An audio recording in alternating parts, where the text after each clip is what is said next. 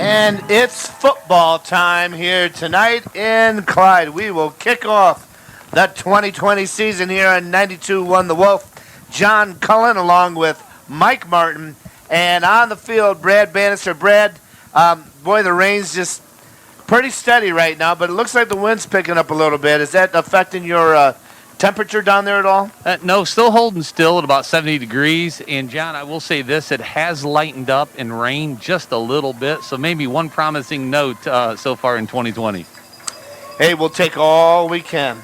All right, so we're glad you're with us. We are ready to get this game rolling, and just about a half hour later than normal. So, folks, hey, stay at home, have some munchies, your favorite beverage, sit back, and we're going to bring you the tale of the tape.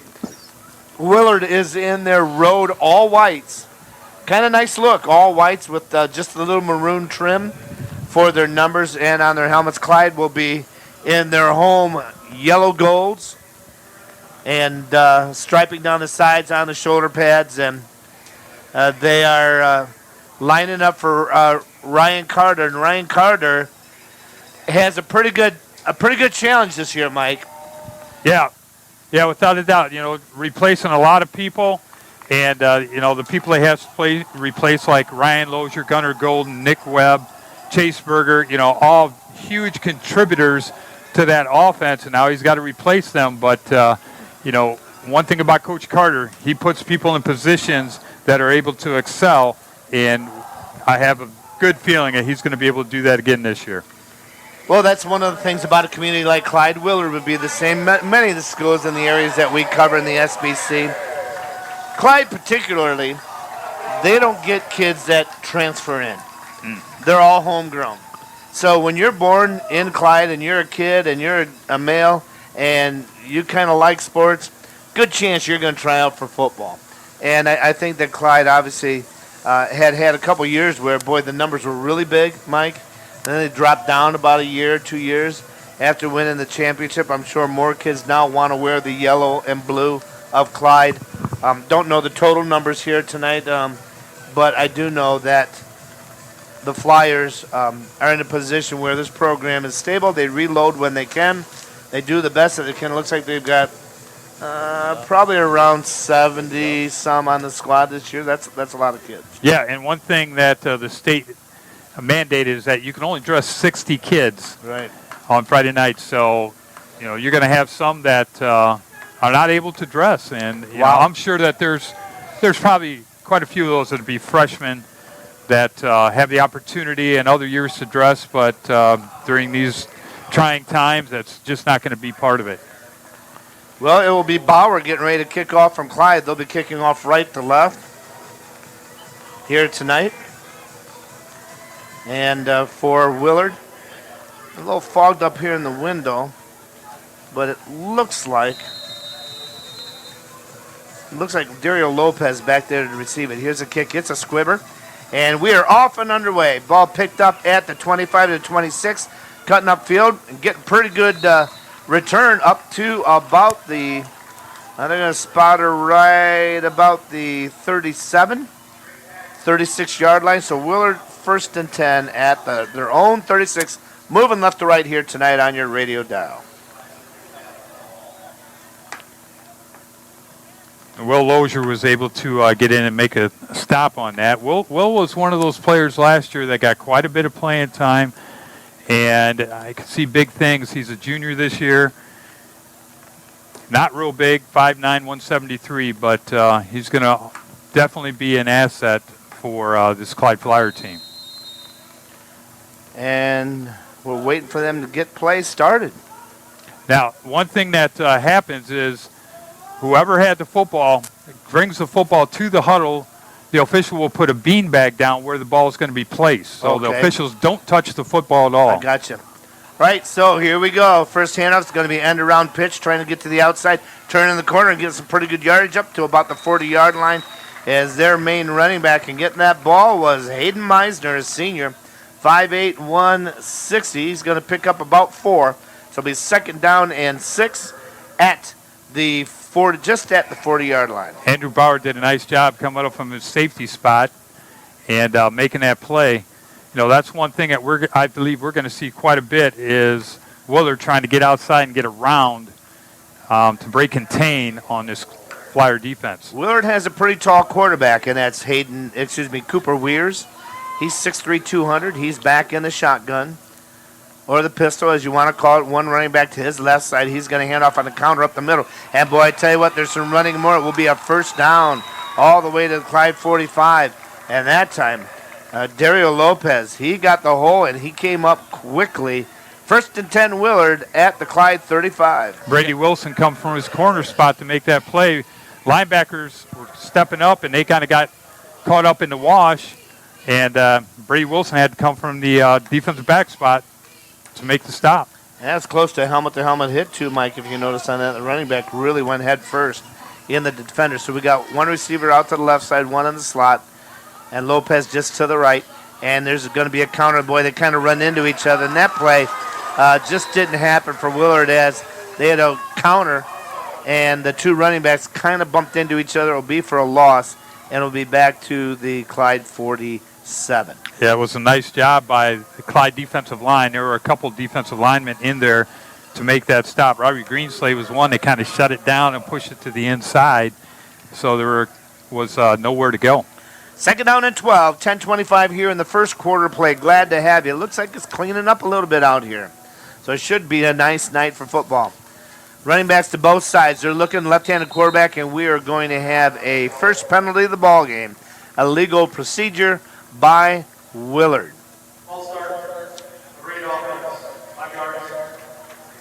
As the head official lets you know, be a 5-yard penalty. We'll move it back to Willard in their own territory to their 48. That penalty, the first one of the ball game. Again, we're just early here. Willard got the opening kickoff. Started their own 36. That's been 5 plays, and they are now at their own 48. It is 2nd down and 17, moving left to right. 10 minutes here into the ball game. 2 receivers to the near side, 1 on the far side, 1 running back here. Back to throw. Thrown across the middle. It's going to be caught, and it will be caught and brought down at about the 40. Nice little pitch and catch, Mike. Pretty standard low out pattern. Yep. And Brady Wilson was backpedaling and kind of got his shoulders turned a little bit, caused some separation, but was able to come up and make that play. So just held him about 5 yards short of that first down. So Cooper Weirs, the quarterback, kind of running things pretty standard here. Looks like he has a pretty good grasp on what the offense is doing, but this is their first really big test. It's going to be 3rd down. They picked up good yardage on that. They picked up 12, 3rd down and 5. They are at the Clyde 40. 1 receiver to each side, 1 wing, kind of showing like a Clyde offense. They're going to hand off up the middle, and the running back's going to get hit and drop, and he'll get to the 38, will not get there. And who on that tackle? Jaron Bolger was able to come through from his linebacker spot and make that stop. So they're going to stay at the 39. We're going to go right down to Brad Bannister after this. 4th down and 4. And looks like Willard is not going to play the field position game, Mike. Of course, we know that the Longs aren't afraid to go for it, and that's really what we're going to see right here now. Big 4th down play.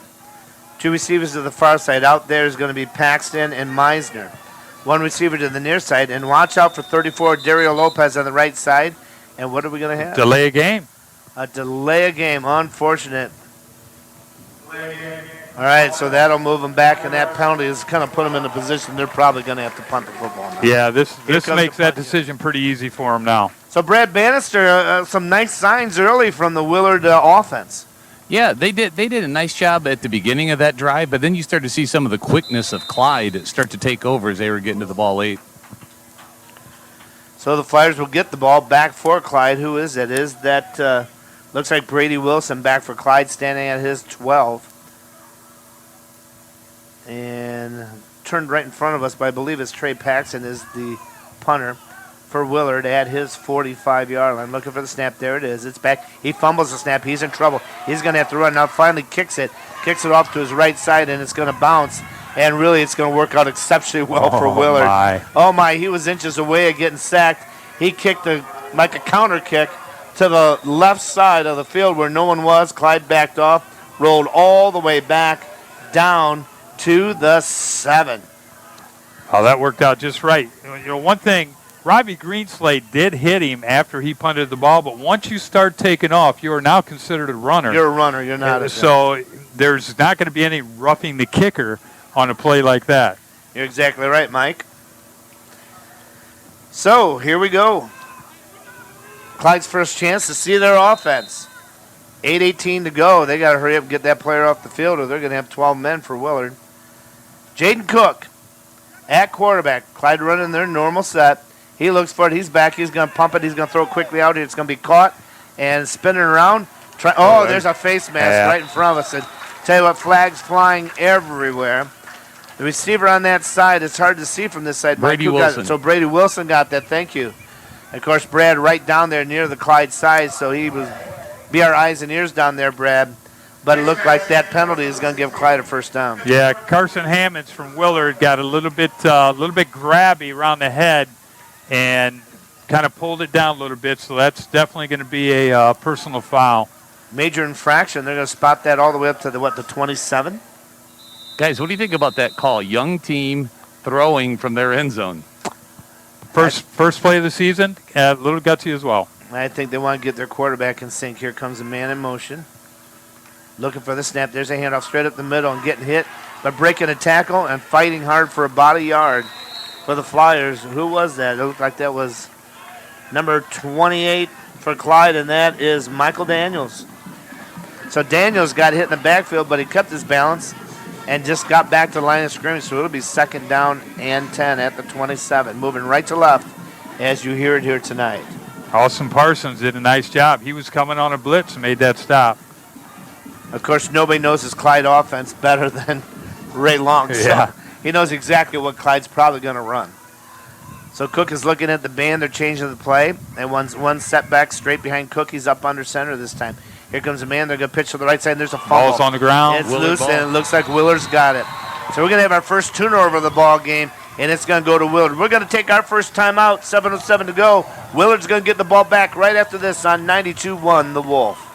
Give your home the makeover it deserves at Fremont Floor Covering. Their knowledgeable staff can show you the many floor covering options available. Carpet, vinyl, waterproof flooring, laminate, hardwood, and ceramic tile. Fremont Floor Covering has over 150 carpet and vinyl remnants to choose from. Schedule for a quality professional installation or do it yourself. Quality floor covering at affordable prices since 1997. 12 months, same as cash available. Fremont Floor Covering near the corner of North Front and State Street.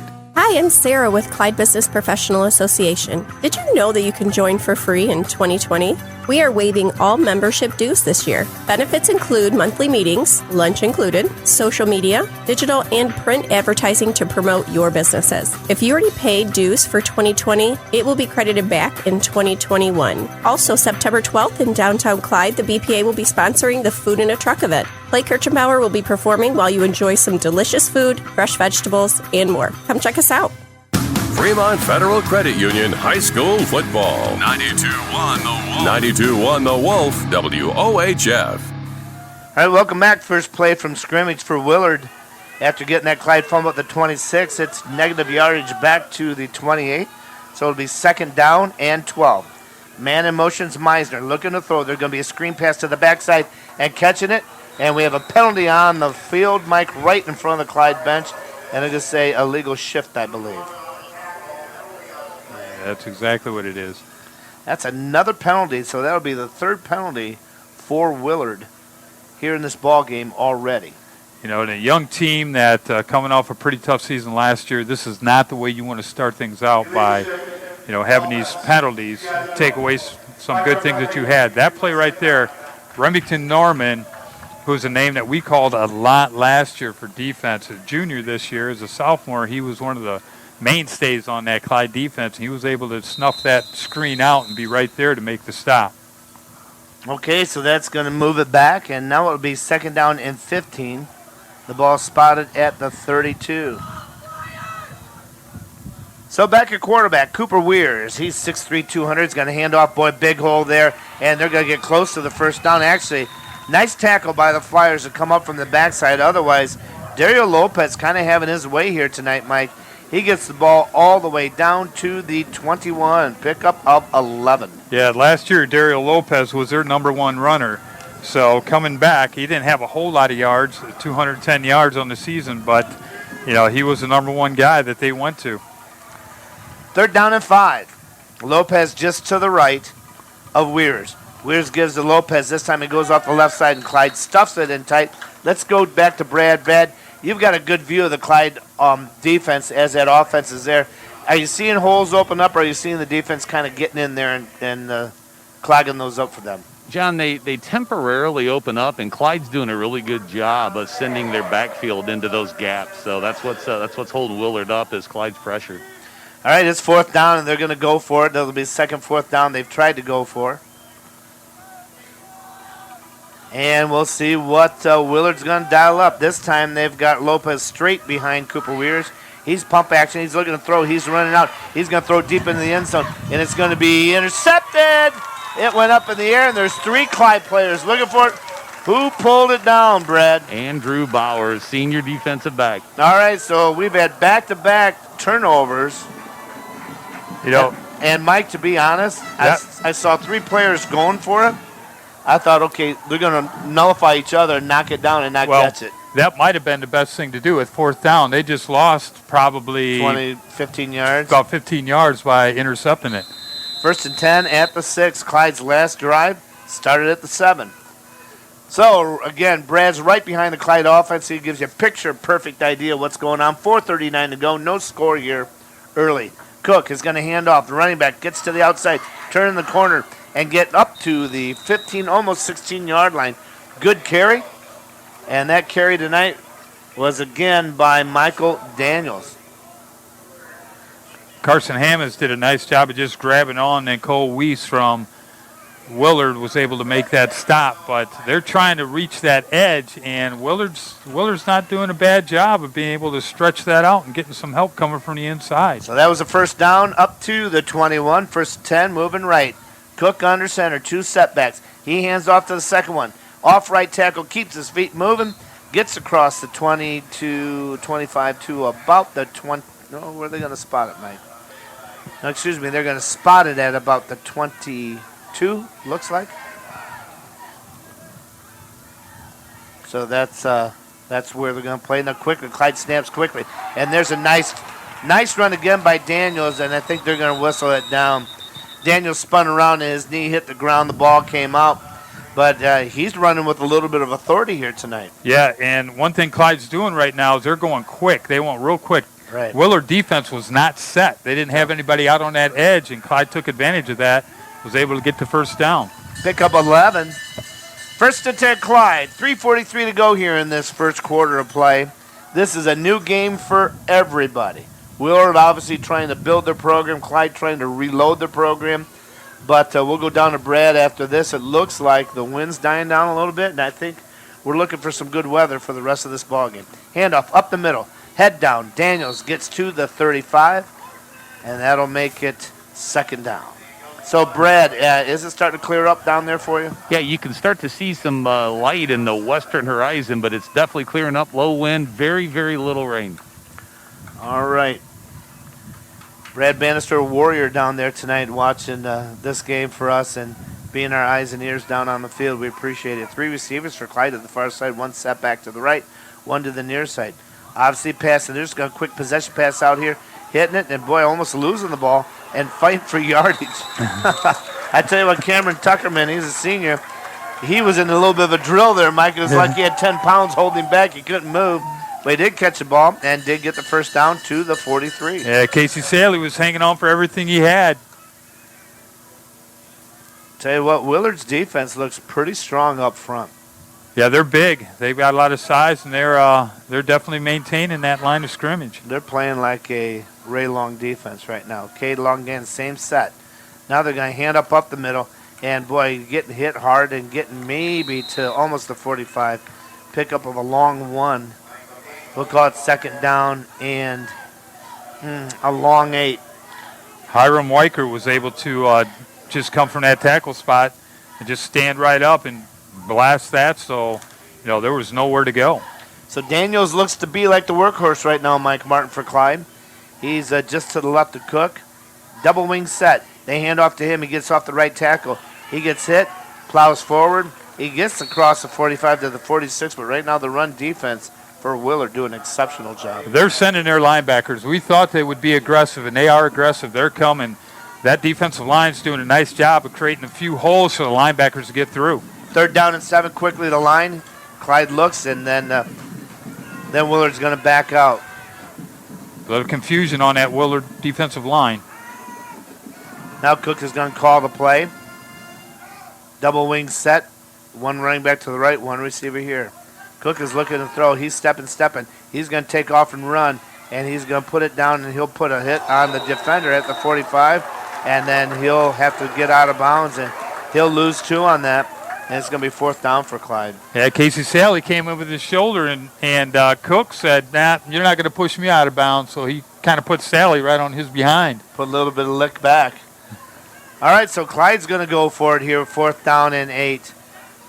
Of course, they're looking blitz now. 3 receivers set again. Daniels just to the right.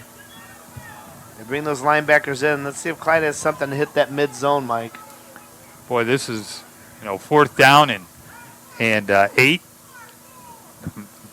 on your own side of the field. This is both gutsy right now. Both these coaches are coaching like they've played cards before, and we have a delay of game.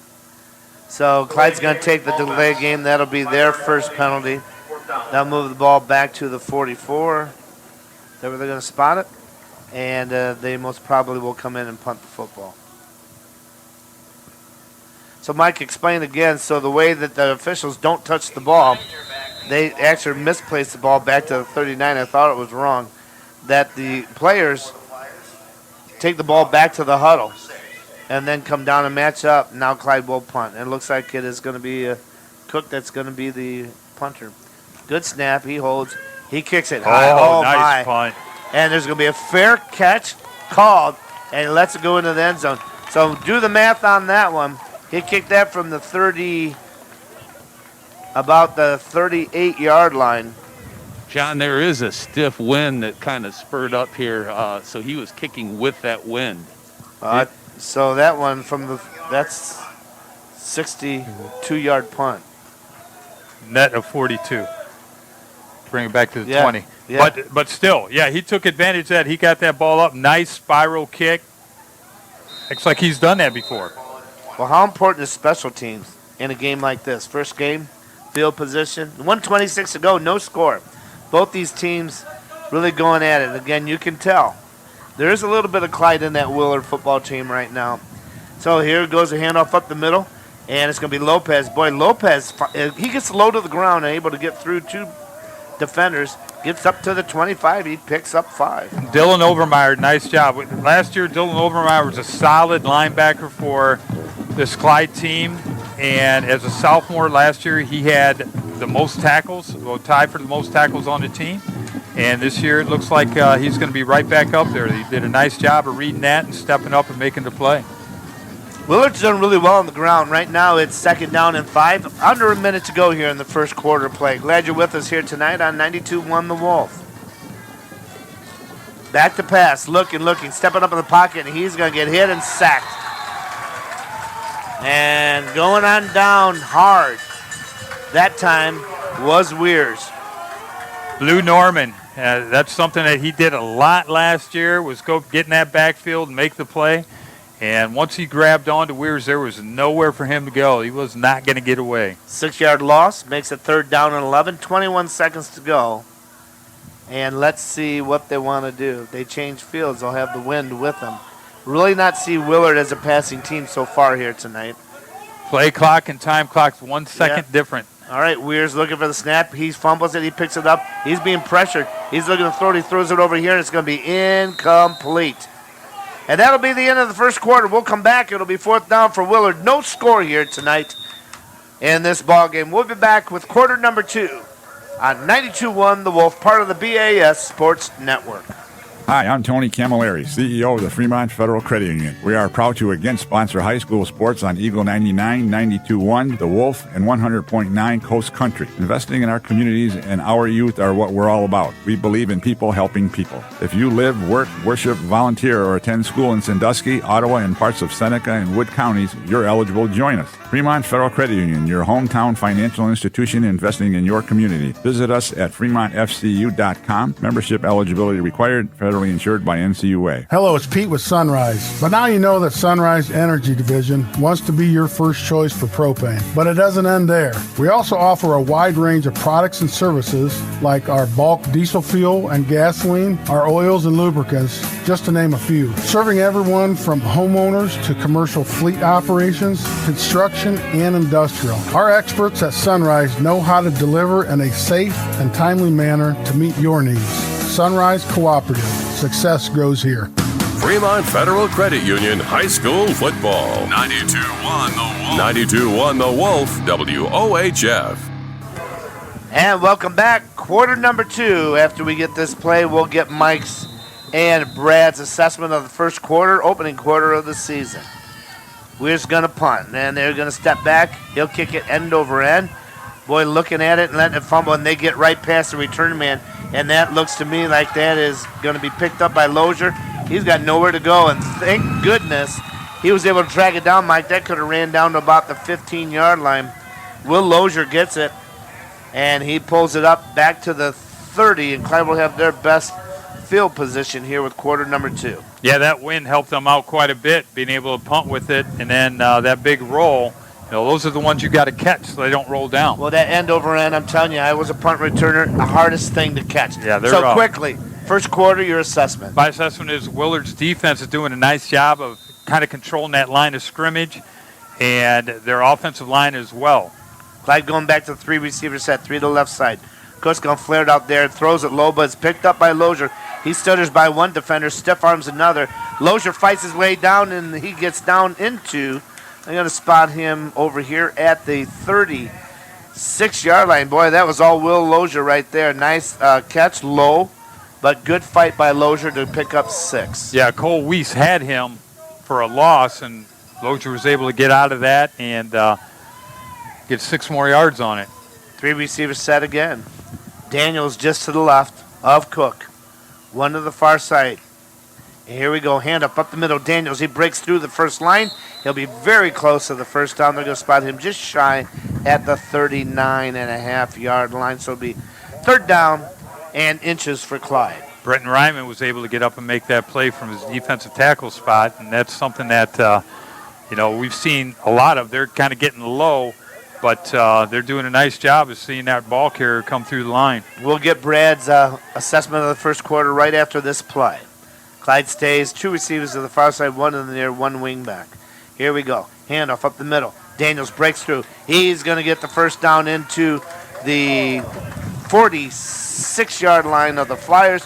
1st and 10. So, Brad, you're down on the field. You kind of see the sizing and the speed. How do you assess these two teams? Clyde a little quicker, Willard a little bigger, and both teams relying on their defense as the offenses still have yet to come around this early in the season. Here's a quick out. The pass is going to be dropped. Try to throw a little flare out here to Lozier. It's thrown pretty well, Mike. Yeah, I think he just kind of took his eyes off it. Maybe saw a defender creeping in. Yeah, Trey Paxton was right there. He was coming hard on that, so I think if he would have caught that, that might have been a 2-yard loss possibly.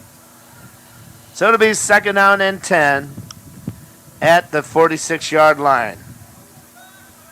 Just underway, about 10:52 to go in this first half of play. No score. Sun actually starting to come out. Wingback set. Looking, they hand off to the left side. Daniels trying to cut up the middle, puts his head down, spins and turns. I tell you what, again, very close to the first down. So let's look at Daniels. Michael Daniels, 11. He's an 11th grader, 6 foot 192, and kind of like how he plants his foot and goes. Yeah, and I'll tell you what broke that open was Dylan Overmeyer was in there at wing, was able to get that seal to get to the outside. So Dylan Overmeyer, both sides of the ball right now, and doing a nice job of sealing off that end. 2 receivers to the near side, 1 to the far side. Jaden Cook is stepping back in the pistol. Here comes Overmeyer in motion to the left wing. He's going ahead and Daniels. Daniels is going to cut the middle, and he does get hit, but he'll fall forward and get the first down. So Clyde's starting to move a little bit on the ground.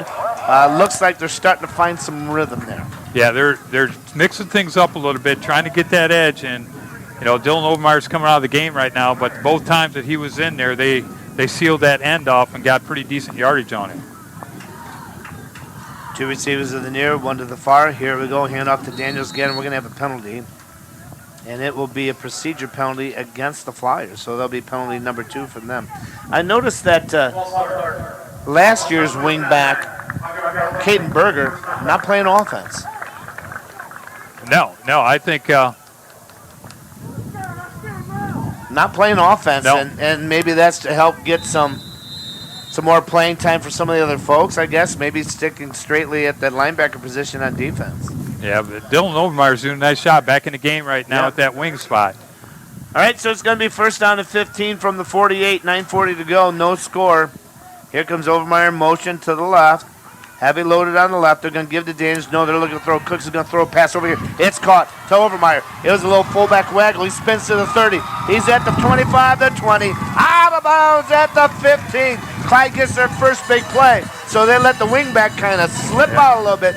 Cook threw it perfectly, and Dylan turned it upfield and got the big play down to the 15-yard line. Yeah, that was set up nicely. Brady Wilson did a nice job at taking the defensive back inside, allowing Overmeyer to get that open flat.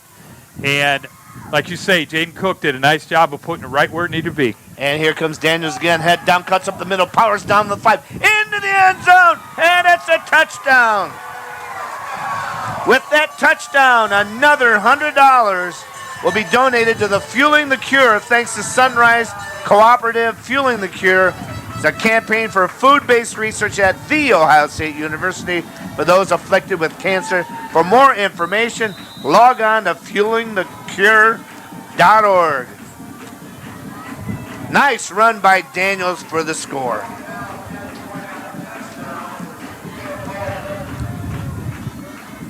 Getting ready for the extra point. There's a snap, there's a hold, there's a kick, it's up, and it sneaks in. All right, so we've got a score, folks. And your Fremont Athletic Supply in-game scoreboard, Clyde 7, Willard nothing. We'll be back after this on the BAS Radio Network. Do you know what's going on with your insurance? Welty Insurance Group will give you a pain-free pandemic insurance checkup.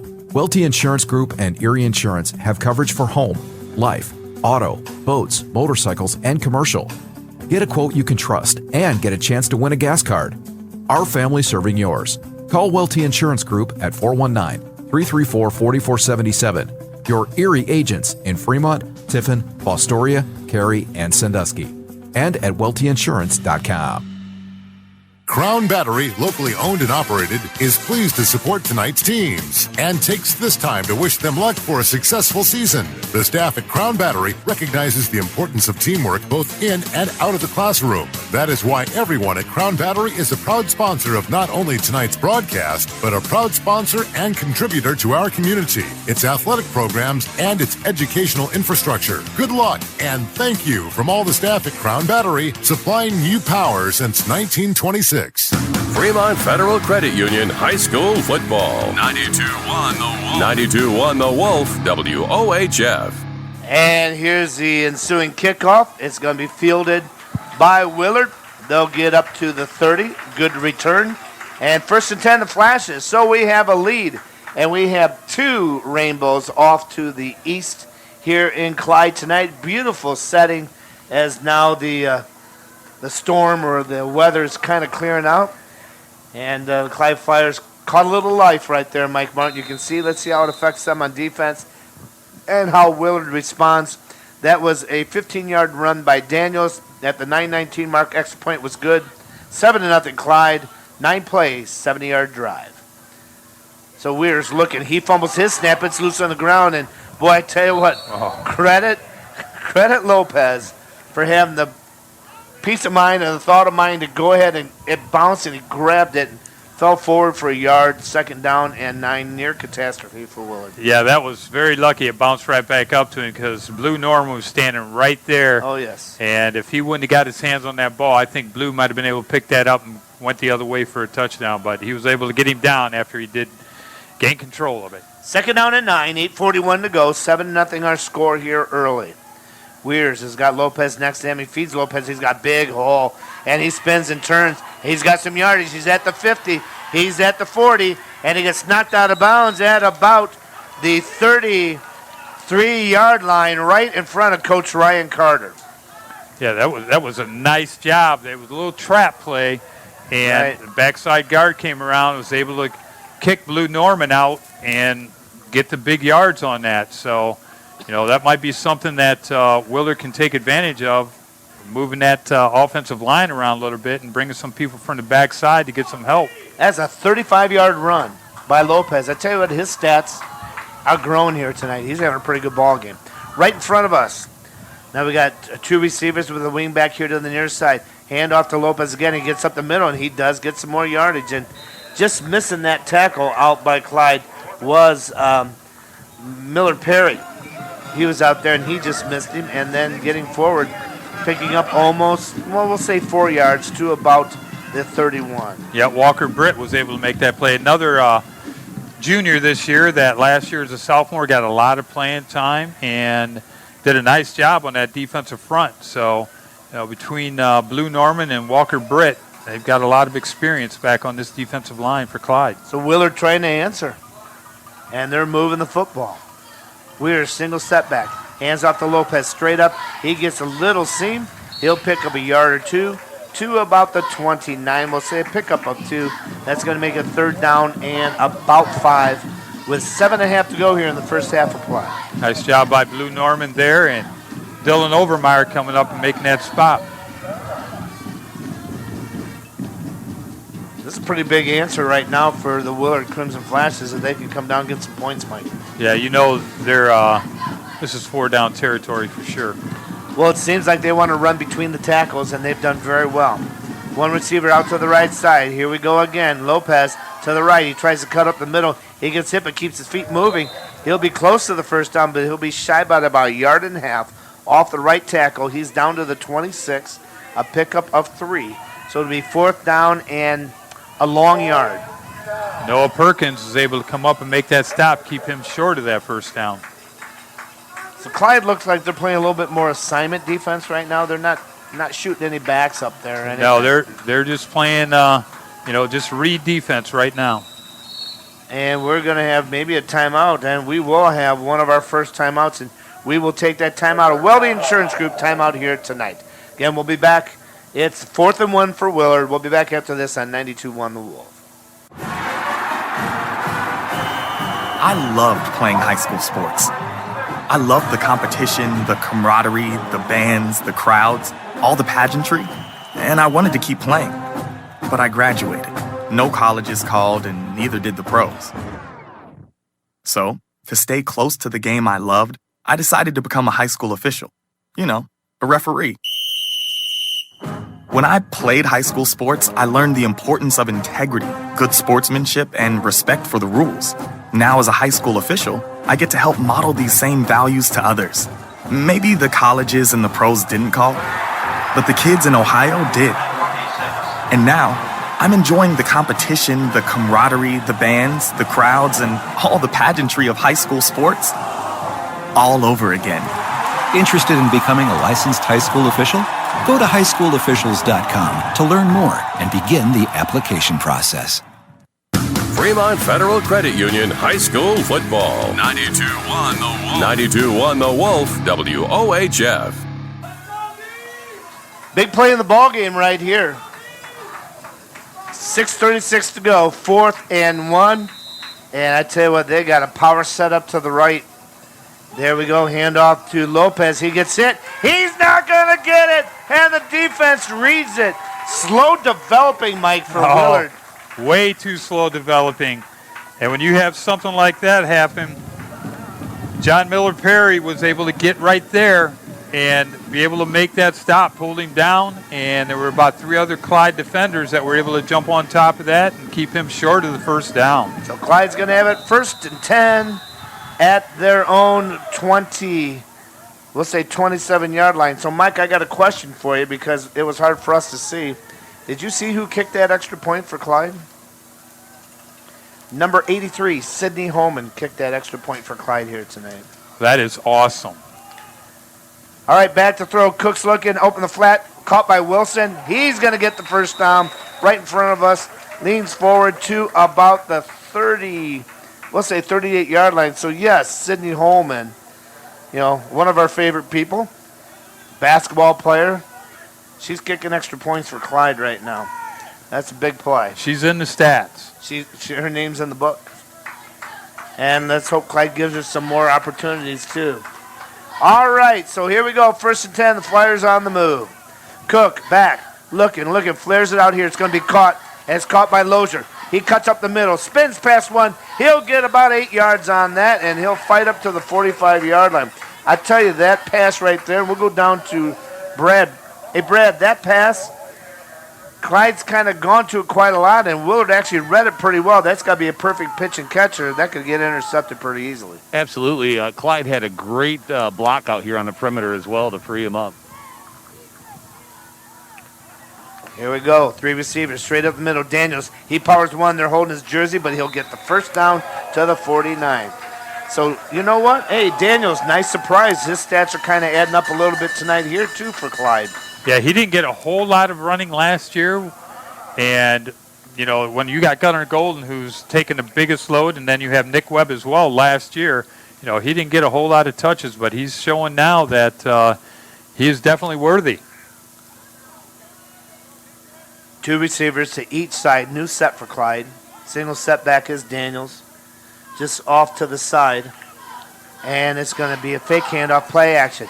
Boy, Jaden Cook's looking. He's going to take off and run. He's got some wheels. He's at the 50. He's at the 40. He turns on the sideline, tiptoes his way down to the 34-yard line. Pick up on the scramble. And that's what Cook brings to the table. Don't be surprised to see him be able to break a little bit that time. He made the right decision, Mike, at the right time. Yeah, he did. He was able to break contain, and Brady Wilson was kind of tripped up a little bit. All right. Pass into the end zone. Incomplete. Boy, they decided let's go to the well again, Mike. And incomplete. Clyde quickly getting to the line. I think the wind, John, played a little bit into that because he was free, but that ball died up a little bit. Well, if you look at it right now, Brad, that flag just about at a 90-degree angle. So they're looking at about 20-mile-an-hour wind. And what do we have? We have the legal man downfield for Clyde. So that'll bring it back, and they'll play the down over, right? Yes. Ball be spotted back to the 39 on the penalty. And they get the chain markers back to 1. Just trying to help them along. 4:56 to go in this one. In the first half, Clyde up 7-0. That's your Fremont Athletic in-game scoreboard. So Clyde wanted to open it up a little bit. 2 receivers to each side. Here comes Overmeyer in the wingback position. He's going to move now, bringing over to the left side. Is going to be Griffin Nuffs. Handoff, back to throw. No, quickly out here. It's going to be caught by Wilson. Puts his head down and keeps his fighting forward. And Wilson, I tell you what, picks up another 2 yards. Gets the ball down to the 30. Picks up 9 on that. And, those are the little things, Mike. Especially when you're a young team, you're starting to get a little bit of this yard or 2 extra effort that really matters. Yeah, it definitely does. Casey Sally kind of had him. He did not wrap him up, and Brady Wilson was able to step right over him. And he was able to get those extra yards until Trey Paxton was able to come over and make the stop. Quick line scrimmage, double wing set. Here comes a wing back counter. They're going to give to Daniels, and he gets hit, and the Willard Flashes set him back. Tell you what. That was all defensive line right there. They just stuffed that offensive line. There was nowhere to go, and so he just tried to go into the back of his offensive lineman, and that usually doesn't work too well. That loss of 3 back to the 33. That's if you ever hear the term "you got blown up," that's what that means. All right, 3:53, 7-0 Clyde. They got a big third down play. Look for them to throw out to the right side. Cameron Tuckerman. And you've got Wilson to the near side. If you look out there, the two receivers, one is uncovered. They're playing pretty deep. That's pretty easy play right there. There's going to hand off to Daniels as counters up the middle, puts his head down, spins and slides, and he's going to get down to the 26-yard line. So nice pickup on that run. Now it'll be fourth and, well, it's going to be fourth and about 3. You know, I'm sure that the Clyde coaches saw that as well as we did, that you've got two receivers out there, one guy trying to cover it. You got a deep safety, but, you know, that's an easy play to get pick up at least 5 yards, minimum. So we have a player hurt down on the field. Brad, I'm not sure where you're positioned. I don't know that you can see who that is. But we do have a Willard player that's hurt right now. Nope, I don't see a number right now. He went down in a pile. And so we're unable to tell you that. And, of course, just so everyone at home understands, Brad Gerald is right on the sidelines where the ball is, the line of scrimmage. Due to the COVID rules and distancing, he has to stay on the perimeter in the end zones. He's creeping up a little bit here and there, but not really that much, and unable to be able to get close enough to tell us. But this game back and forth, boy, I tell you what, Willard has done a pretty good job coming in here. They just are missing that one key play, Mike, at key parts, but they keep whittling away, and it's only a 7-0 ball game right now, and the injured player is Zarian Stevens. He is a senior linebacker, and they're going to help him walk off there. He's on his own power, so that's a good thing. You know, one thing at Willard, you know, they're kind of hurting themselves too with the penalties. You know, they strung 3 penalties together in a short time in that first quarter, which definitely did not help their cause out. But you know, Clyde with their big plays was able to get out and take advantage of a little bit what Willard was giving them. So, you know, Willard has to be able to come back and you know, try to see what they can do to take advantage of the Clyde's defense. All right, so fourth down, and we're going to call fourth down. And on the board they say 1, but really it's a little bit farther than that. About 2 yards, we'll say. Cook in the backfield. 2 receivers at the far side. Here comes a man in motion. Now he's going to go back. And here's a handoff to Daniels. He's going to get up the middle. Boy, he's going to spin up the right side. 5, 10, touchdown, Clyde. Actually, that was Jaron Bolger, I believe. Can you verify that? Number 26, John. Number 26. Yep. That's Bolger. And Bolger runs 26 yards for the score. And you said we haven't seen Caden Berger. Well, Caden Berger was in that time at the wing, and he made that hole open up. Caden Berger did a great job of kicking the defensive end out, opening that hole wide up for Bolger to be able to get through. So that was a huge run. And again, in to kick the extra point is senior Sydney Holman, soccer-style kicker. And she will get ready. Let's see where the snap's there. Kicks up, and it is good. She's 2 for 2, and the Flyers are up 14-0. Sunrise Cooperative will be donating $100 for every touchdown scored in the games we air on the Wolf, on Eagle 99, WLEC, and WMJK throughout the 2020 season. And we paid the dues, so I think we'll keep it right here. Tell you what, Clyde has, they have found a little bit with the misdirection running by Daniels. Yeah, they have, because one thing that misdirection is going to do, when you're sending your inside linebackers and you get a nice kick out like Caden Berger just did, there's nobody left on the inside to make that play when he's cutting it back through and cutting it back up through the middle. So Clyde took advantage of that and was able to get a big play and put 6 on the board. 14-0, our in-game scoreboard by Fremont Athletic Supply.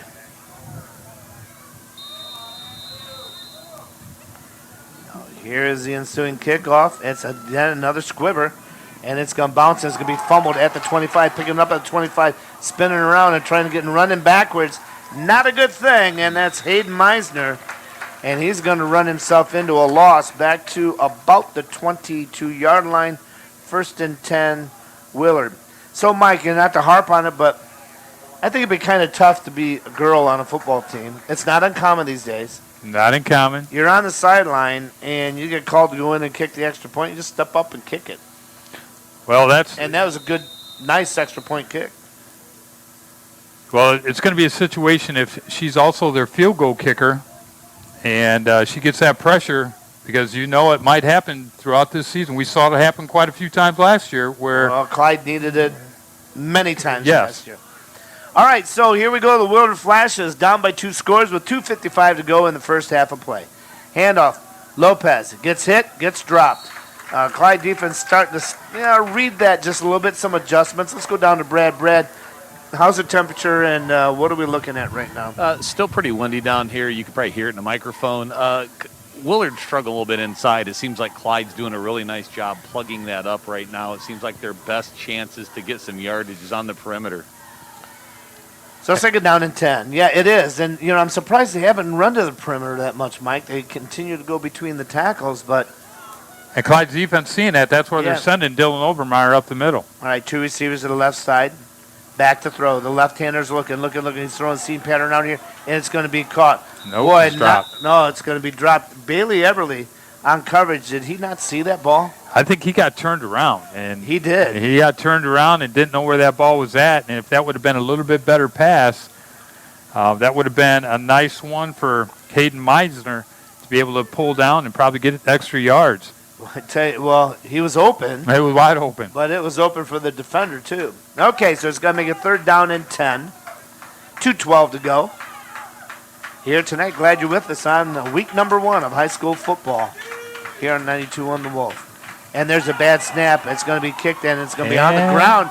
And it's going to be picked back up by Willard. No, Clyde comes out with the ball, but they're going to say, I believe that Willard had it. Yes. Yeah, Walker Britt came up with it, but I think he might have taken it away from the Willard player while they were on the ground.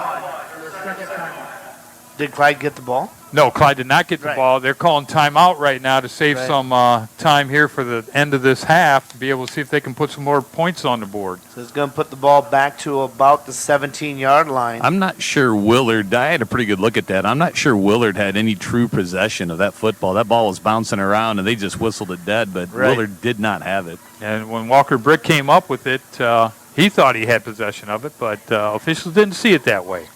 Nope. That matters, Mike? Well, they're the ones that are putting the orange beanbag down. It depends if he was head coaching or not. That's right. If he was a coach, Mike Martin knows that call. Yeah, I've had it against me a few times. We didn't have sideline reporters when we did Mike's games. Thank goodness. Yeah, I'd have to cover that mic up, wouldn't I? No, but it would have been great. That's all I can say. That'd been fun to interview him after the games. That would have been fun. No, we interviewed a few of the assistant coaches, and we kind of put the kibosh to that. That's a story for another day. I can see that. All right, fourth down. Fourth down and 15. They're going to have to punt. I tell you what. Good wind right now at Willard's back. Yeah, absolutely. It looks like Paxton's back. Snap, he gets it. Another end over end. It's going to bounce. Let's see if picked up. Will Lozier fighting off the left side, spins. And he goes down, and I tell you what, it looked like he got face masked on the left side. Yeah, we got some flags out there. Penalty at the 41-yard line. His head snapped around again, so we'll wait for the officials to figure it out. So I remind you that we will be at Frickers next Wednesday. Hopefully Mike will want to join me, as it will be Clyde night. I will be taking the Fremont Ross golf team to Toledo that night. Are they going to play at night? Well, the bus schedule says till 8:30. Oh, wow. So long golf match. Maybe we'll be getting dinner up there. All right, so we'll see. But we'll have Clyde night at Frickers, and that starts at 7 o'clock on Wednesday. All right, so the Flyers have it first and 10 at their own 49. They've got 1:55, so we're going to see the 2-minute drill. Here comes Lozier in motion. Left to right, 3 receivers on the right side. Cook is being pressured, steps up in the pocket. He's going to take off and run. He's got the ball. He's got some nice block to the outside. He's going to turn it at the 30. He's at the 20. He's at the 10, 5, in for a touchdown, and we have a late flag coming in from the backside. Oh, my.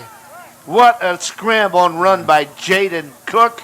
And it looks like she'll probably be coming back. Yeah, that was a nice job by Jaden, though. You know, not a whole – obviously he doesn't have a whole lot of experience back there, but when he saw that opening, even though there might have been a receiver, there was a huge green field in front of him to be able to run on. So, you know, he took advantage, used that speed, but got that yellow hanky on the field that's not going to allow that to happen. And in true Ray Long fashion, he was yelling at his defender, I don't care if you're getting held. You find a way to get to the football. Right. So that makes it, it's 10 yards from the spot of the foul. Right? So it makes it first down and 3 from the 43. So a touchdown called back, but Jaden Cook showed you a little bit what he brings to the table. That would have been a 51-yard touchdown scramble. Back to throw. Stepping in the pocket. He looks. He plants. He throws down deep. Wide open. Catch the ball. Get in the end zone. Touchdown, Clyde. Griffin Nuff's wide open, and Cook threw a perfect pass. Touchdown, Flyers. That would have been 2 touchdowns back and forth. We got a flag on the field. Where at? Midfield. All right. Let's see what that is. Well, I can tell you Trey Paxton had no idea where that ball was at as his defensive back. He had no clue that ball was even thrown his way. That penalty was against Willard. So Nuffs. Fellas, that was an absolute bullet into a wind. I was really impressed with the arm strength of Jaden Cook on that throw.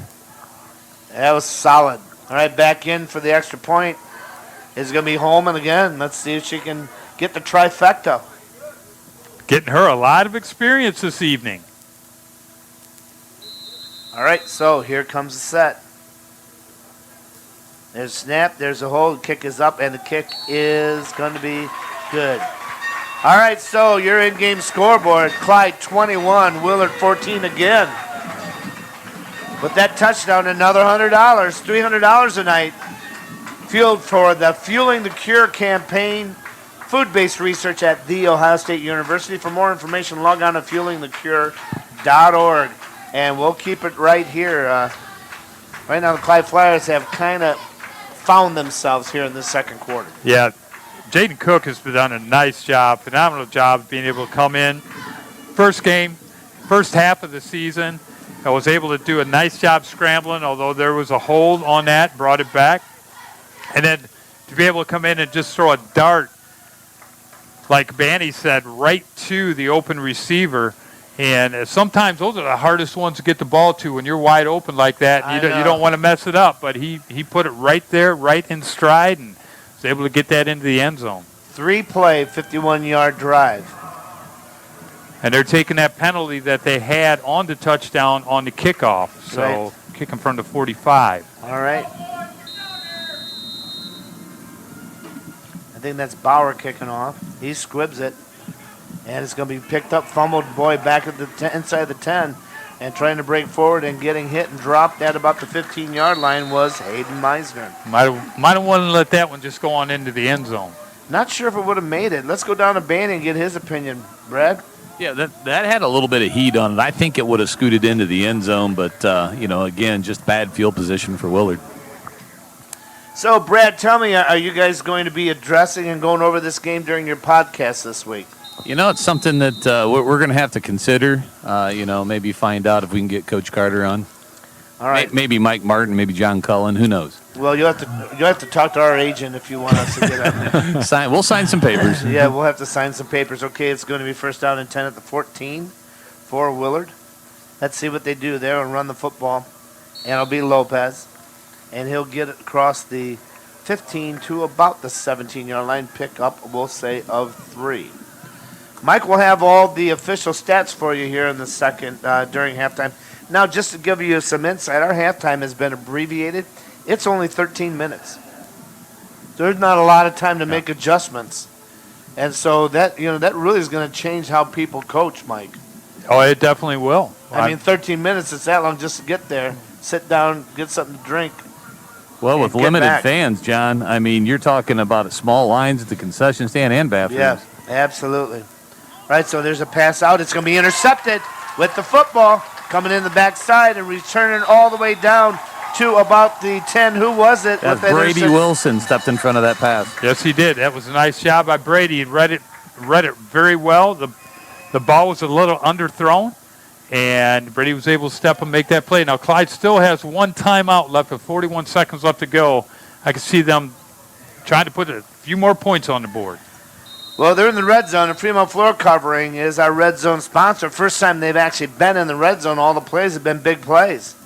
So Cook's got 2 receivers to each side. He's standing back there himself. Looks like he's commanding this offense right now.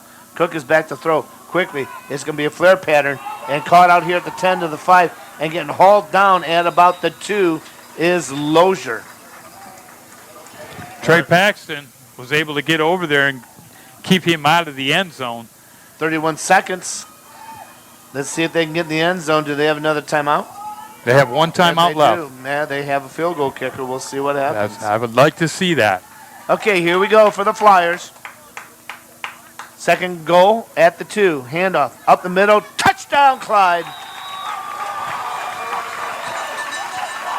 So Daniels goes in from 2 yards with 10 seconds to go in this first half of play. Boy, if you're Willard, that's the last thing you wanted to do is turn the ball over right there and allow Clyde to put another score on the board with 10 seconds left to go in the half. Holman in to kick the extra point. And holding for her is Jaden Cook. There's the snap, and she's going to kick it. Actually, the kick might not have been good in the first place, but they will have to re-kick it because there's a false start by Clyde. All right, we're going to see if she can make it from 5 yards back now. So, Mike, we remember a time that Clyde went to kick an extra point down in Mansfield. And it was good, but there was a penalty that caused them. Yep, and they did mark and they missed it. And you probably had your most memorable moment of your broadcasting career. I wasn't sure because they didn't mark any yardage off, and the official wouldn't give me information. So this would be a 25-yard field goal from here. Let's see. Holman kicks it. It's high up, and it is good. She got it inside the left wing. Well, Sydney Holman, welcome to high school football. And the Clyde Flyers now go up 28-0 here in this first half of play. A slow start has turned into momentum by the Flyer offense. And defense.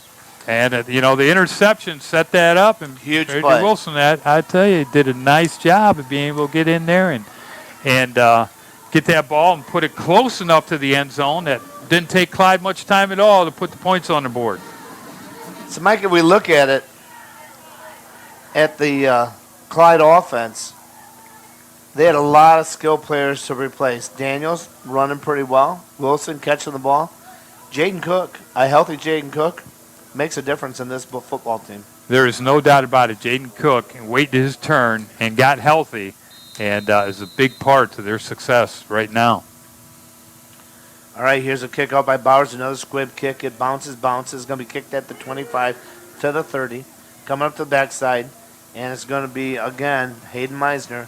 He'll return it up to the 35, and I think we'll probably take a knee and call it a day. It's going to be our first half, so stay tuned. Our halftime show is going to move quick. It's only about 13 minutes, and we'll try to get some stats for you. Mike will probably just have to give them to you as the second half opens up.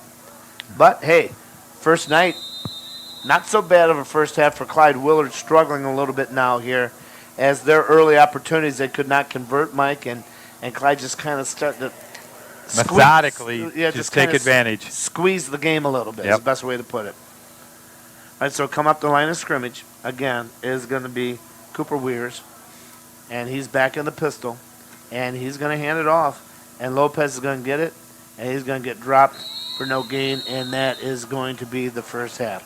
So at halftime, it is Clyde 28, and it is Willard nothing. Stay tuned for our halftime show. Of course, our halftime sponsor here today is Well, we don't have a halftime sponsor.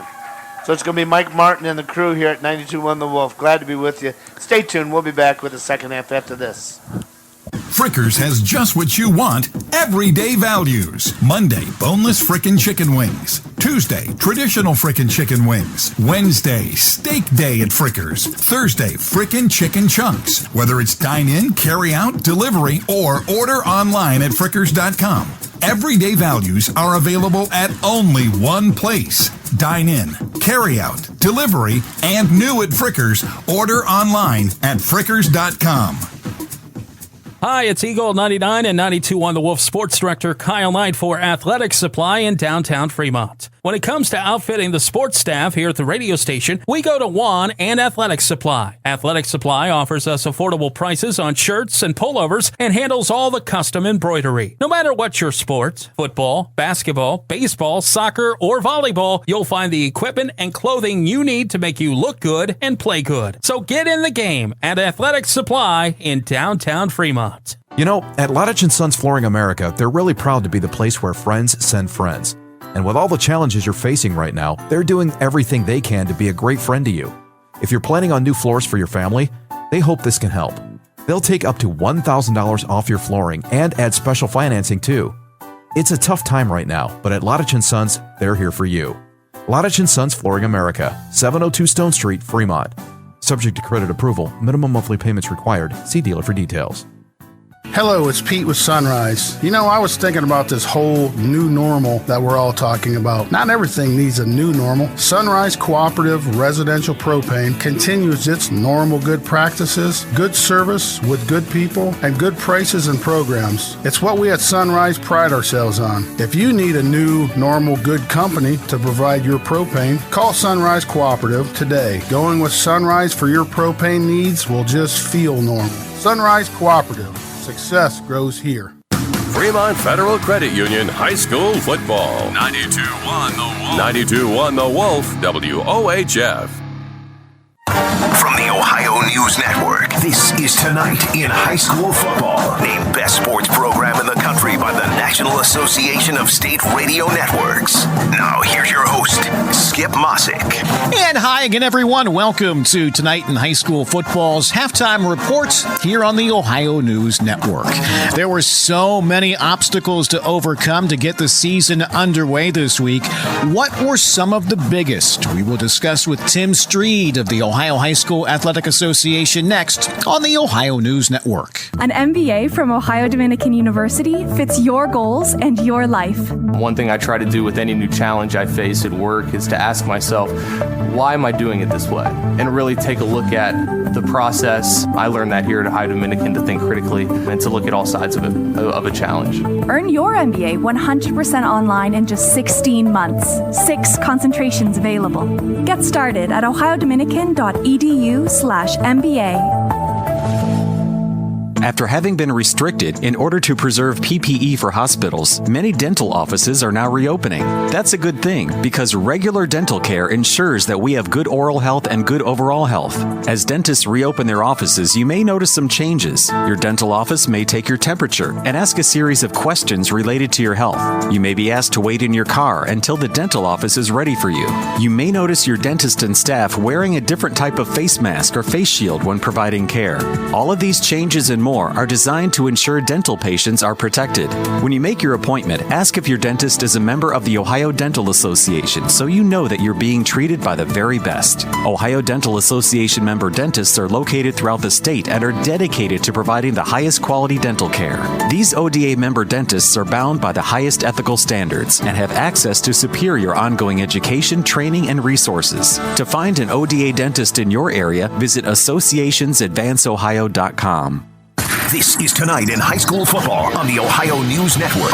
Once again, here's Skip Mossick. Welcome back, everyone. We're joined this evening by Tim Streed with the Ohio High School Athletic Association. Tim, thanks for your time. So much has gone into making tonight possible behind the scenes, from not only game management with officials to event management with home schools. I guess take us through some of those challenges. Yeah, Skip, I tell you, it seems like since late March, I feel like I've aged 5 years since then. But I tell you, these past few weeks have been very busy. We've been working daily with the governor's office and the Ohio Department of Health for these new protocols that are in place. Certainly our athletic directors are just putting in so many hours every day getting their facilities ready and working with these new ticket limitations.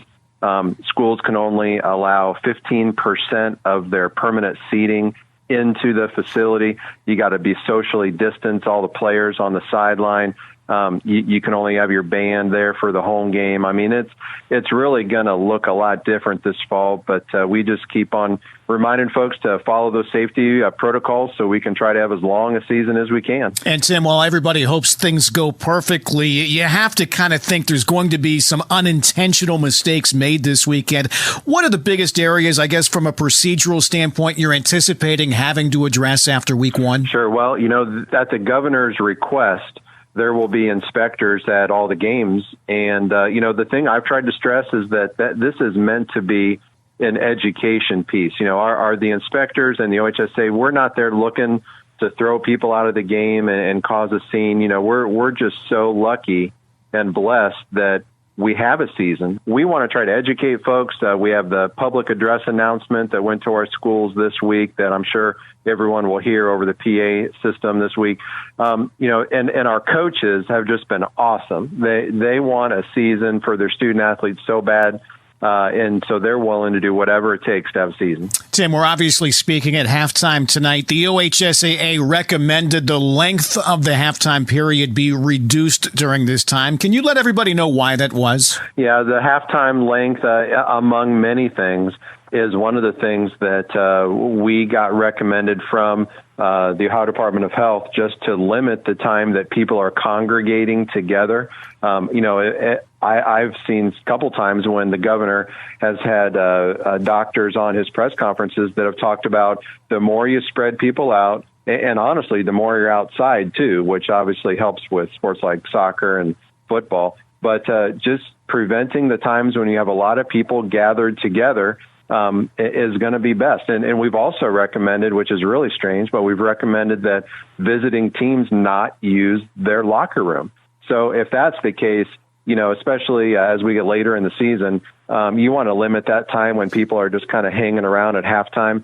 So it was the recommendation to shorten halftime. It's the recommendation to lengthen timeouts a little bit. A lot of those little tweaks have been put in place. A lot of those were given to us to pass along. It's things like that. They're going to make this season kind of odd.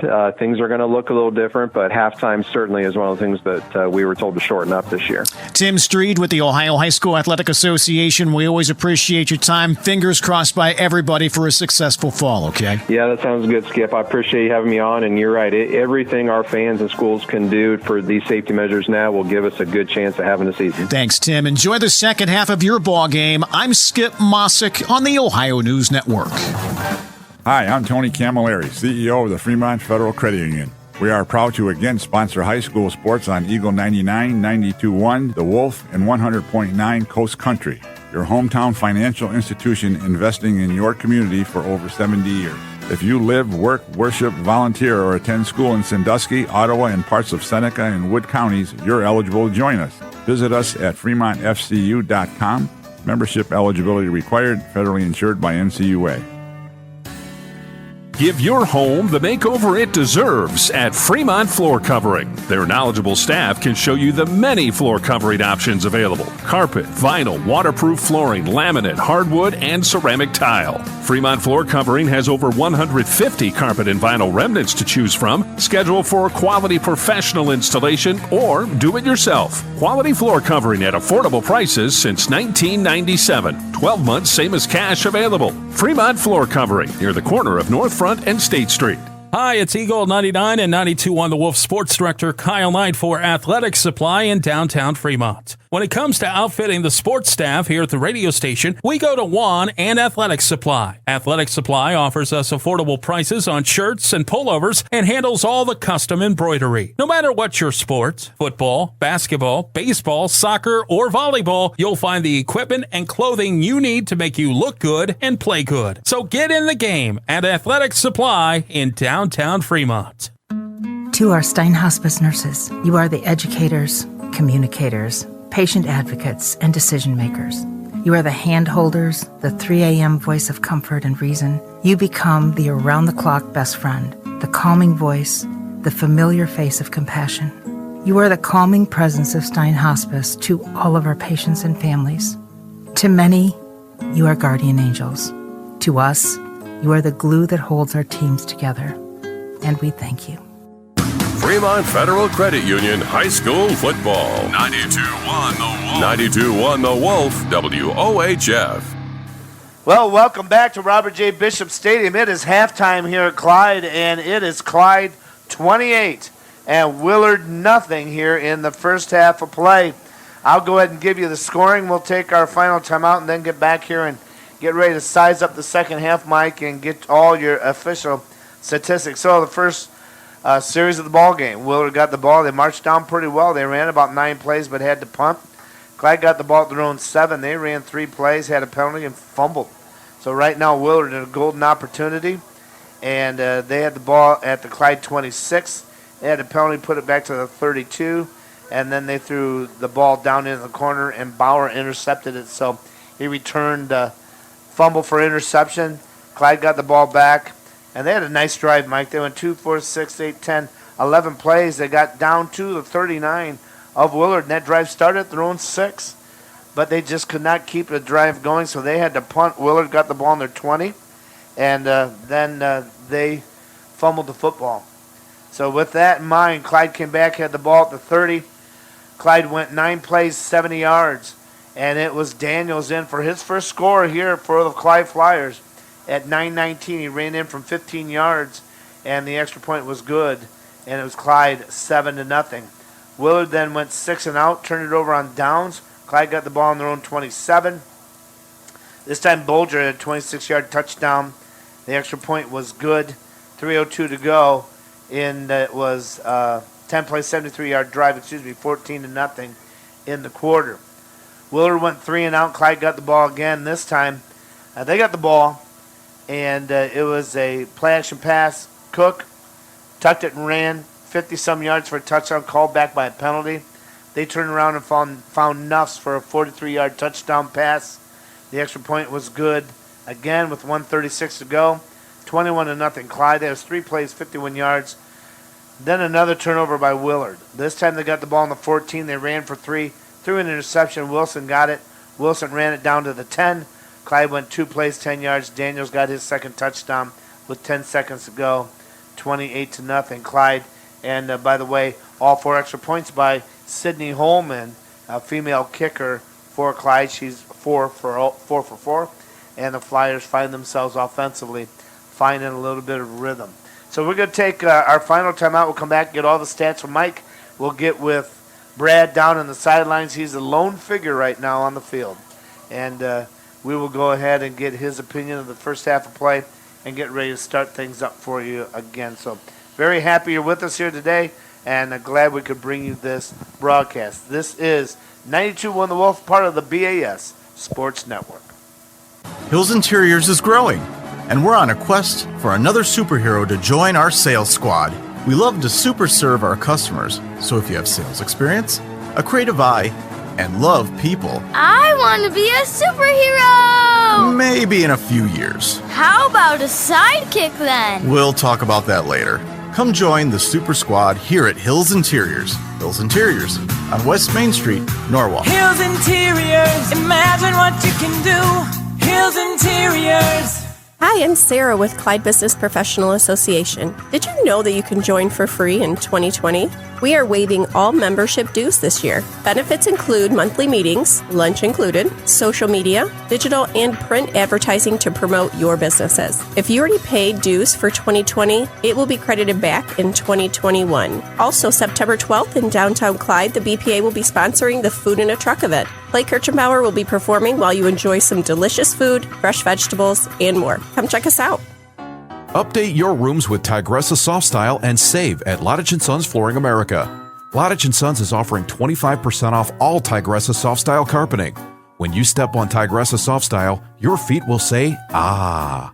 Tigressa Soft Style carpeting offers the ultimate in softness while still giving exceptional strength to handle the toughest abuse. Stop in for Tigressa Soft Style, on sale now at Lottich & Sons Flooring America, where friends send friends. 702 Stone Street in Fremont. Hello, it's Pete with Sunrise Cooperative. By now, you know Sunrise Energy Division wants to be your first choice for propane, but it doesn't end there. We also offer a wide range of products and services. Bulk diesel fuel and gasoline, oils and lubricants, just to name a few. Serving everyone from homeowners to commercial fleet operations, construction, and industrial. We also offer a variety of contract options and payment plans to help your home and business run smoothly. Sunrise Cooperative. Success grows here. Fremont Federal Credit Union High School Football. 92.1 The Wolf, WOHF. And welcome back. Halftime here. Clyde 28, Willard nothing. Let's go to Mike Martin and get the official stats for the first half of play. Mike? All right. One of the biggest stats that the reason the score is 28-0 right now is our total net yards. And right now Willard has 81 total net yards. And Clyde has 268. And Clyde's been very balanced with that 268. They have 138 yards rushing, and they have 130 yards passing. So you can't get a whole lot more balance than that. You know, one thing, it's the first game, and you see that there's been quite a few mistakes as far as penalties go.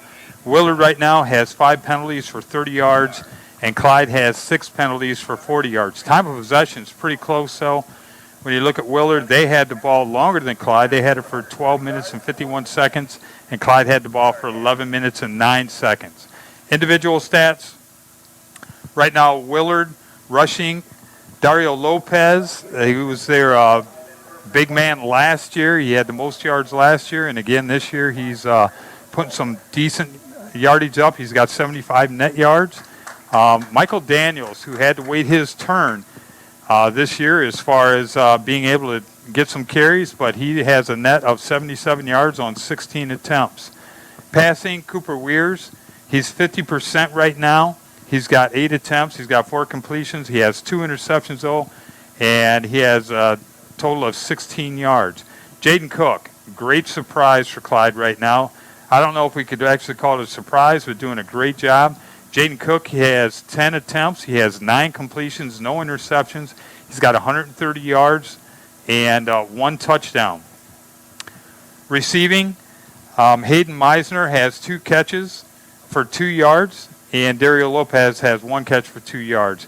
On the other side, for Clyde, Jaden Cook has been able to hit 5 different receivers. Brady Wilson has 3 catches for 24 yards. Will Lozier has 3 catches for 22 yards. Griffin Off has his 1 catch, the big one, for a touchdown. That was 43 yards. And Dylan Overmeyer, coming out of the backfield, had 1 catch for 33 yards. So when you look at these stats, you can see why the score is what it is. And the first quarter, it kind of looked like it wasn't going to be a whole lot of stats for either team, but Clyde was able to get things balanced out a little bit and put the ball in the air and get big yards on that, as well as when you got Michael Daniels being able to run the ball like he's done tonight. They've been able to mix things up and keep that Willard defense at bay. All right, thanks so much, Mike. I appreciate it. Now let's go down to Brad. Brad, first of all, let us know what the field conditions are like, too, and then being down on the field, you saw this first half unfold. Your opinion? Right now, weather-wise, it's really nice down here. The field, you know, it's a little bit older, obviously, but it's in pretty good shape. Light breeze, no rain right now. Kind of looking at the first half, John and Mike, the thing that stands out to me is the game did not get off on a very, I wouldn't say a bad note, but not a good note, but it was nice that the young Clyde Flyer team kind of withstood that, didn't get down, didn't feel panicked, and they dialed it in and really looked sharp. I like to see the evolution of that passing game. Kind of nice to see what Jaden Cook can finally do now that he's healthy, showing his feet and his arm. Some very good things on Clyde's end. Well, Mike, Clyde won the toss, deferred. Willard got the ball first. Clyde will get the ball here in the second half of play. No scrimmages really per se. One scrimmage kind of with Huron, and not much more than that. I think Coach Carter, being up 28-0, he's got to go pretty standard the rest of the way. Yeah, I would have to say so. You know, not taking too many chances, but one thing that Willard, they put themselves down by, another score when they attempted a pass with 20-some seconds left to go in the half, and Clyde was able to intercept that, and Wilson got the ball down to the 10, and then from there, they were able to punch the ball in, and then Sydney Holman, there was a penalty on the extra point, so she had to kick a 25-yarder, which Clyde knows now they got at least a 25-yard field goal if they're going to need it. Yep, absolutely.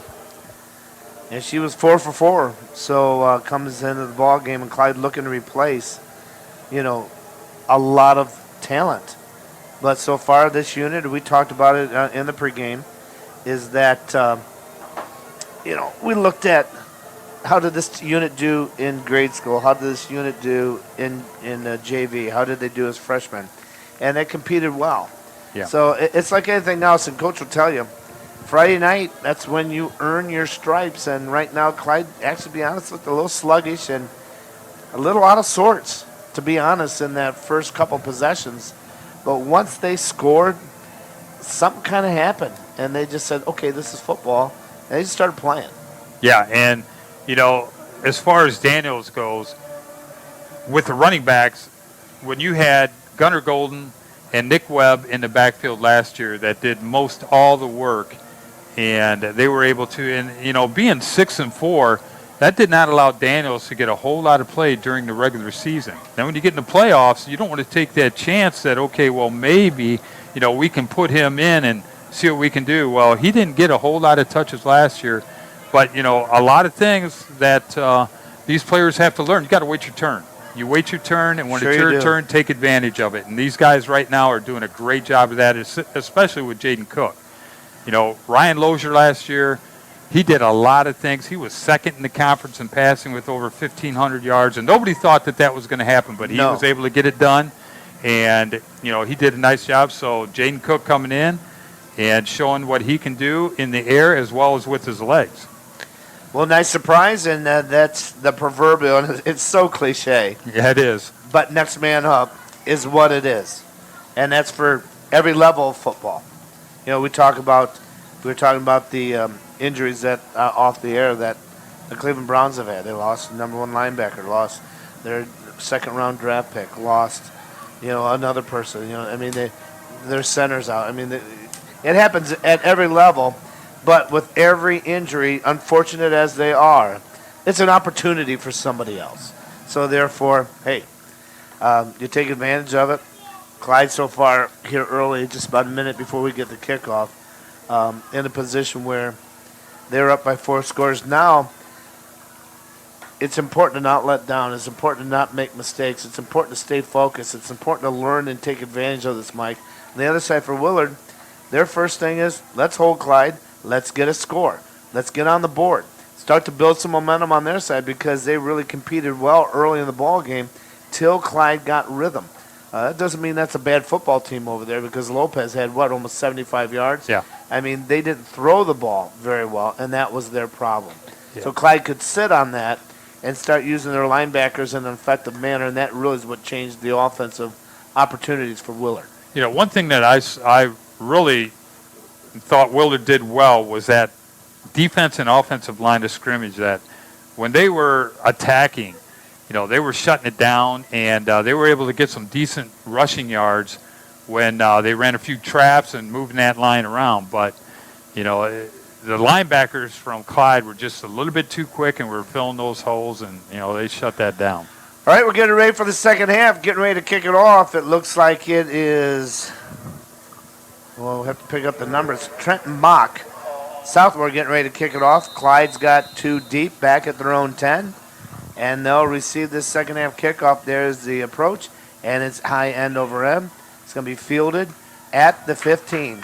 Here to the near side. Trying to cut up to the side. Trying to find a hole and coming up the right side across the 30 to the 35.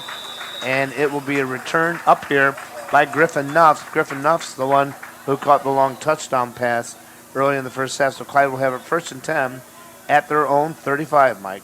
Yeah, and, out here, and I've seen it a few times tonight, a lot of good sportsmanship. These guys are helping each other up. That time we had Austin Parsons helping the runner up, and, that's just a nice thing to see out here. All right, so Cook back at quarterback. Daniels to his left. Hand off to Daniels off the right side, trying to just a sprint draw, and he runs into nowhere to go, tried to misdirect, and Jake Koch able to bring him down, and it will be a 1-yard loss back to the 34. And like I said earlier, that defensive line is doing a nice job. They did a nice job of just stringing that out and not allowing any holes to open up, and just held that line of scrimmage. Expect to see Clyde just try some running plays and things that they have not run yet or want to work on. That was their first sprint draw. Here's another one up the middle, and Daniel's going to hold on to the football. He'll get across the 35 to about the 37. Pickup of 3 should make it third down and about 7. Nice job by Hiram Weichert from that defensive line position again, being able to come up and make that stop. Right, 3rd down and 7, moving right to left. Just underway here tonight in Clyde. Weather has cleared. It's a beautiful night for football here in the SBC. Back to throw Cook. He's looking. He's got a guy wide open in the seam. It's going to be caught in and out of the hands. Oh, my. That's when the Griffin Nuffs is going to go ahead and say, Coach, please don't show that replay. It was pretty much right there. He was so wide open. And just kind of hit the hands and fumbled away. Yeah, they caught Willard in a 3-deep defense, and there were 4 receivers going down, so they had to make a choice. And, they left Knopf, the wide open receiver, and Jaden Cook saw it, but just couldn't make that connection. So Cook is going to stand back. He had a 62-yard punt earlier, and he'll stand back at his 25-yard line. Clyde's going to go 3 and out and have to punt the football. That's blocked. And it's blocked, and it is going to be recovered at the 47-yard line. So Willard gets great field position. They blocked that one. Too bad for them. They didn't bounce up. They could have picked it up and ran her in. They could have. They definitely could have. So they saw something on special teams and were able to get in there and block that. So we've seen a fumble. We've seen a couple interceptions. We've seen a block kick. And it's week number 1. So, Mike, if you're Willard, what are you going to do right now? You want to try and get some momentum. They just start to really pound the ground again? Well, they had a little success at getting outside around the corner early on in the first quarter. We'll see if they're able to do that again. So, Weirs is the quarterback. He's got Lopez next to him. Lopez gets hit, and he gets dropped immediately, actually, for a loss of 2.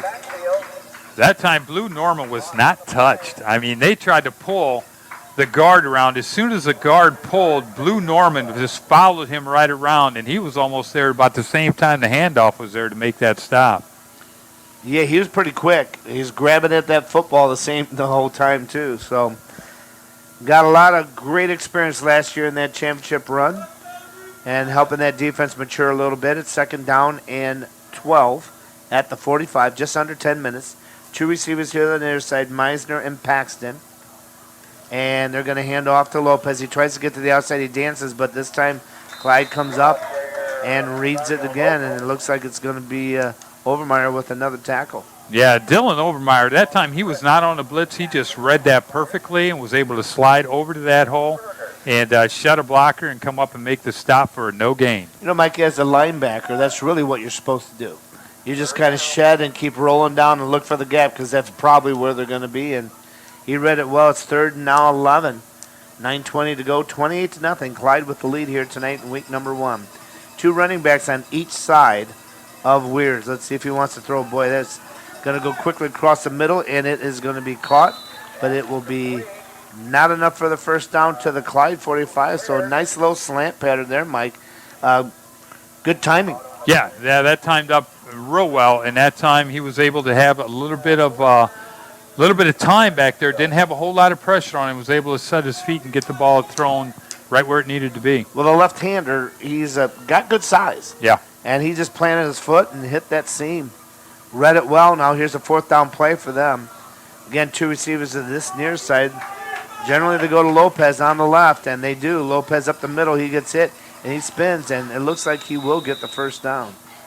It should be a first down, and it will be to the Clyde 42. So Lopez got hit initially, but spun to get the extra yard and a half. 1st and 10, Willard with the football, moving left to right here tonight on the BAS Sports Network. Yeah, nice job of just keeping his feet driving and able to get that first down to get those extra 2 yards. Right after this play, we're going to go down to Brad Bannister and find out what the line of scrimmage and how the teams are sizing up size and speed-wise now that they've had a game under their belt, first half, and some adjustments.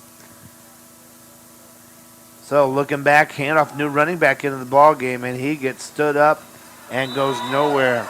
That time, John Rothar, a senior running back, 5'11", 182, he met a line that was in place and got dropped. And Brad, any difference in the second half? We got to remember, most of these kids didn't have a lot of scrimmage time, and I'm expecting there's going to be some fatigue here in this half. Yeah, there very well could be. I do like what Willard tried to do with their quarterback. Just a little short pass. He seemed to struggle on those long throws down field, unlike Jaden Cook, who missed that, Griffin Noss dropped that pass. Back to throw. Looking.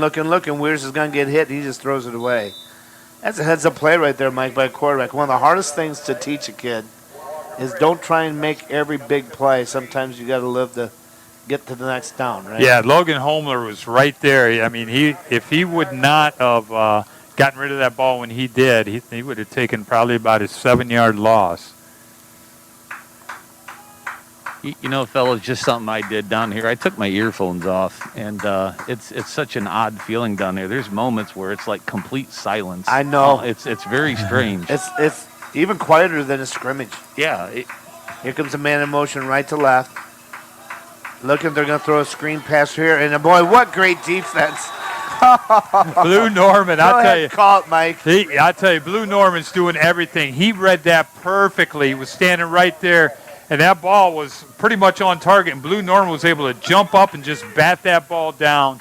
And that just shows you the athleticism that he has out there on the field. So not only is he strong getting across the line of scrimmage, he can jump in the air and knock balls down as well. He timed it perfectly, to be honest. All right, so back to punt. Is Willard. There's a low snap. He finally gets it away. Again, it's another end over end. And it's going to be fair catch by Clyde at the 10. So both teams have traded punts now. Let's see what the Clyde offense want to do. First 10 at their own 10, 28-0 with the lead. 7:18 to go here in the first beginning of the second half. It is just it is kind of eerie, when you don't hear anything. And I know the people at home like to listen to the fans cheering and the band playing.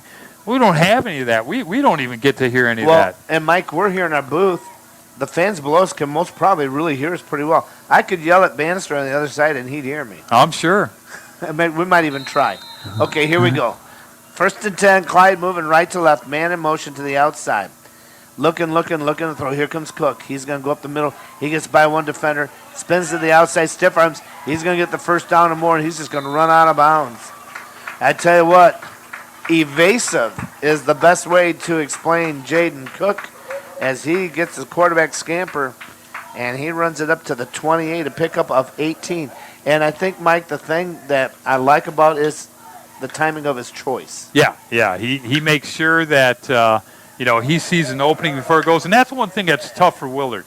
They have not seen Jaden Cook. They don't know what kind of skill he has. Right. But they're finding out right now, game time. Yes. 3 receivers set.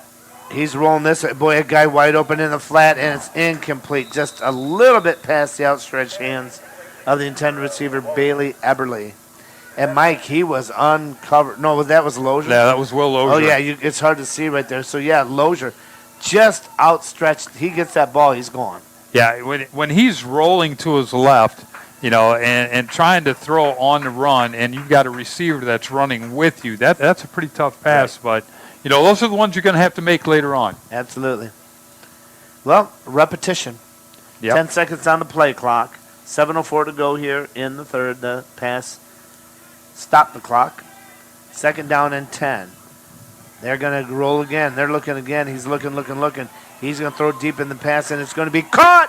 And it's caught by Clyde, and they're going to say no, incomplete. I'm not sure about that one. He took at least 3 steps. Yeah. Even in the NFL, that would have been a completion. Yeah, absolutely.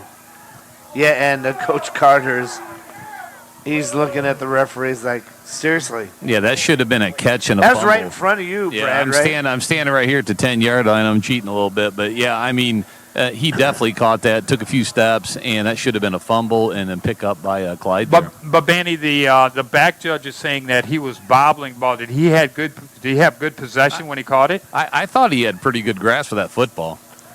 To me, it looked like he was maybe like shifting arms with the football, not necessarily bobbling. 3rd down and 10.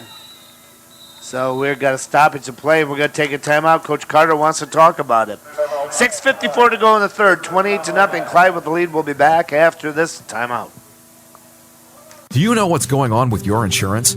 Welty Insurance Group will give you a pain-free pandemic insurance checkup.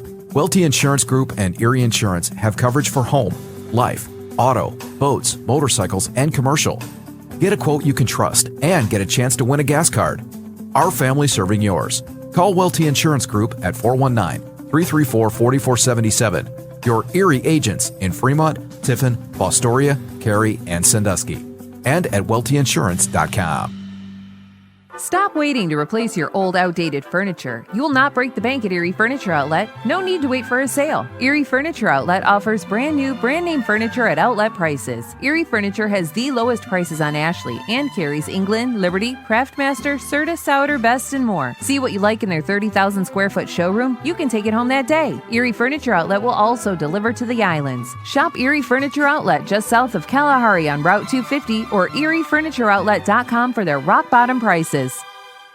Fremont Federal Credit Union High School Football. 92-1 The Wolf. 92-1 The Wolf, WOHF. Welcome back. 3rd down and 10. Clyde moving right to left. Cook back to throw. He's rolling to his right. Rolling. He's got guy open the seam. It's going to be incomplete.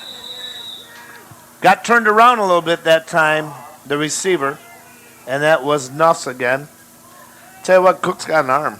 Yeah, he does. And I think maybe he saw the defensive backs on the inside, so he led him to the outside a little bit, and Offs lost it when he had to turn to the outside. But great job by the offensive line of giving Cook all kinds of time to be able to get that ball down the field. Okay. Well, a lot of near misses by Clyde. Yeah. All those passes. So Cook will be back to punt. Willard's going to get the full ball back. They're down by 4 scores with 6:47 to go here in the third quarter of play. So, nice high kick. And it's going to roll. It's got good roll end over end. Looks like Clyde's going to be able to down it. And about the Willard, they get one more roll out of it, the Willard 19.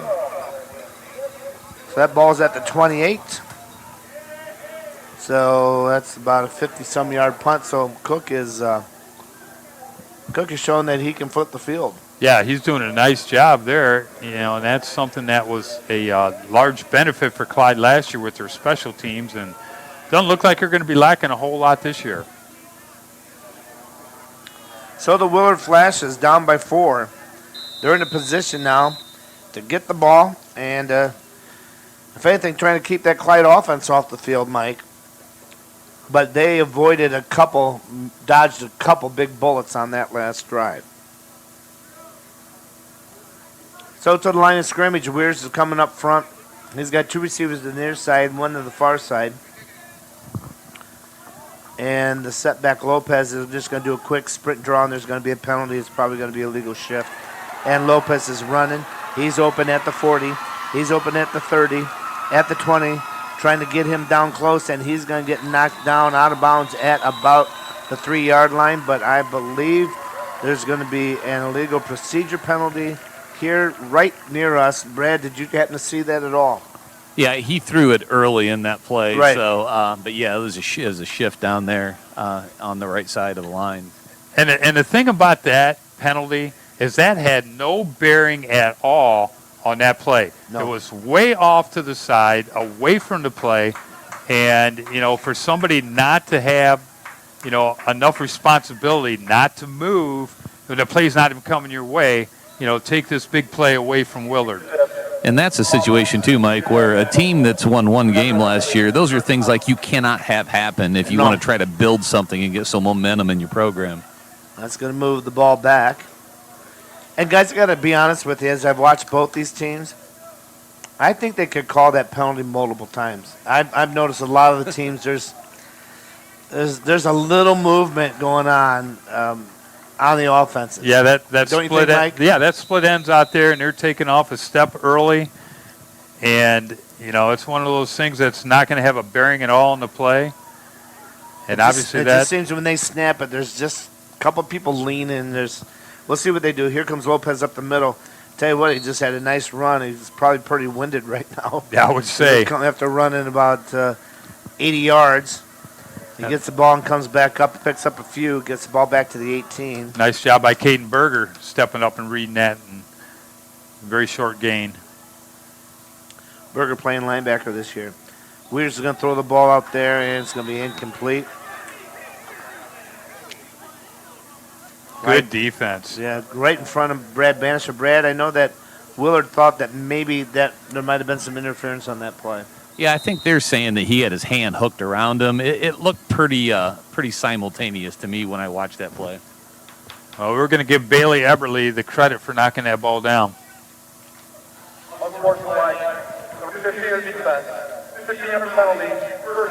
Okay, so they did call that. I think Coach Long over there. They said unsportsmanlike. Unsportsmanlike, yeah. I'm not sure. Who was that on?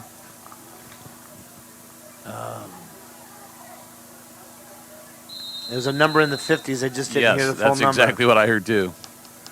I thought, is there a 50? Let me see. Well, that penalty is going to give them a first down to their own 33. 15-yard penalty. Man in motion, straight up draw. Boy, Lopez has got a nice hole, and he spins and turns, and he'll get the first down to the Clyde 45. No quitting that running back. He's probably going to be well over 100 yards here tonight in this football game. He's going to have half as many yards as he had all season last year. Well, Meisner came in motion, then they misdirected Lopez the other way. Different running back in there now. They have Lopez flanked out. Looking to throw the football. Quarterback in trouble. He's going to spin and turn, and he'll get dropped. Berger on the tackle, and it'll be dropped at about the 47, so it'll be a small pickup of 2 on the scramble.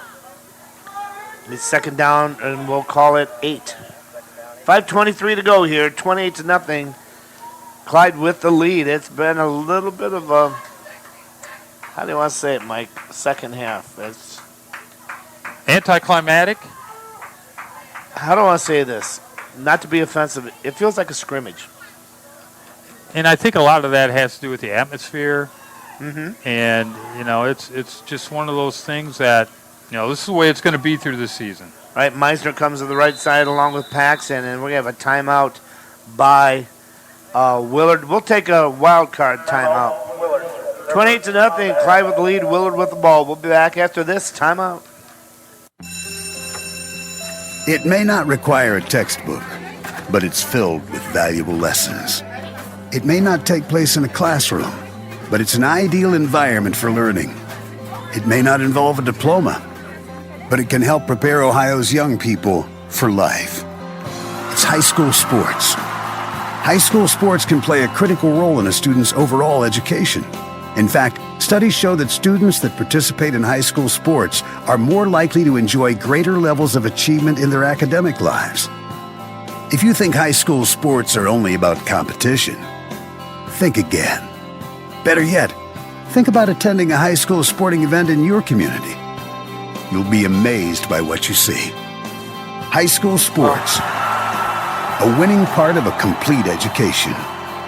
This message presented by the Ohio High School Athletic Association and the Ohio Interscholastic Athletic Administrators Association.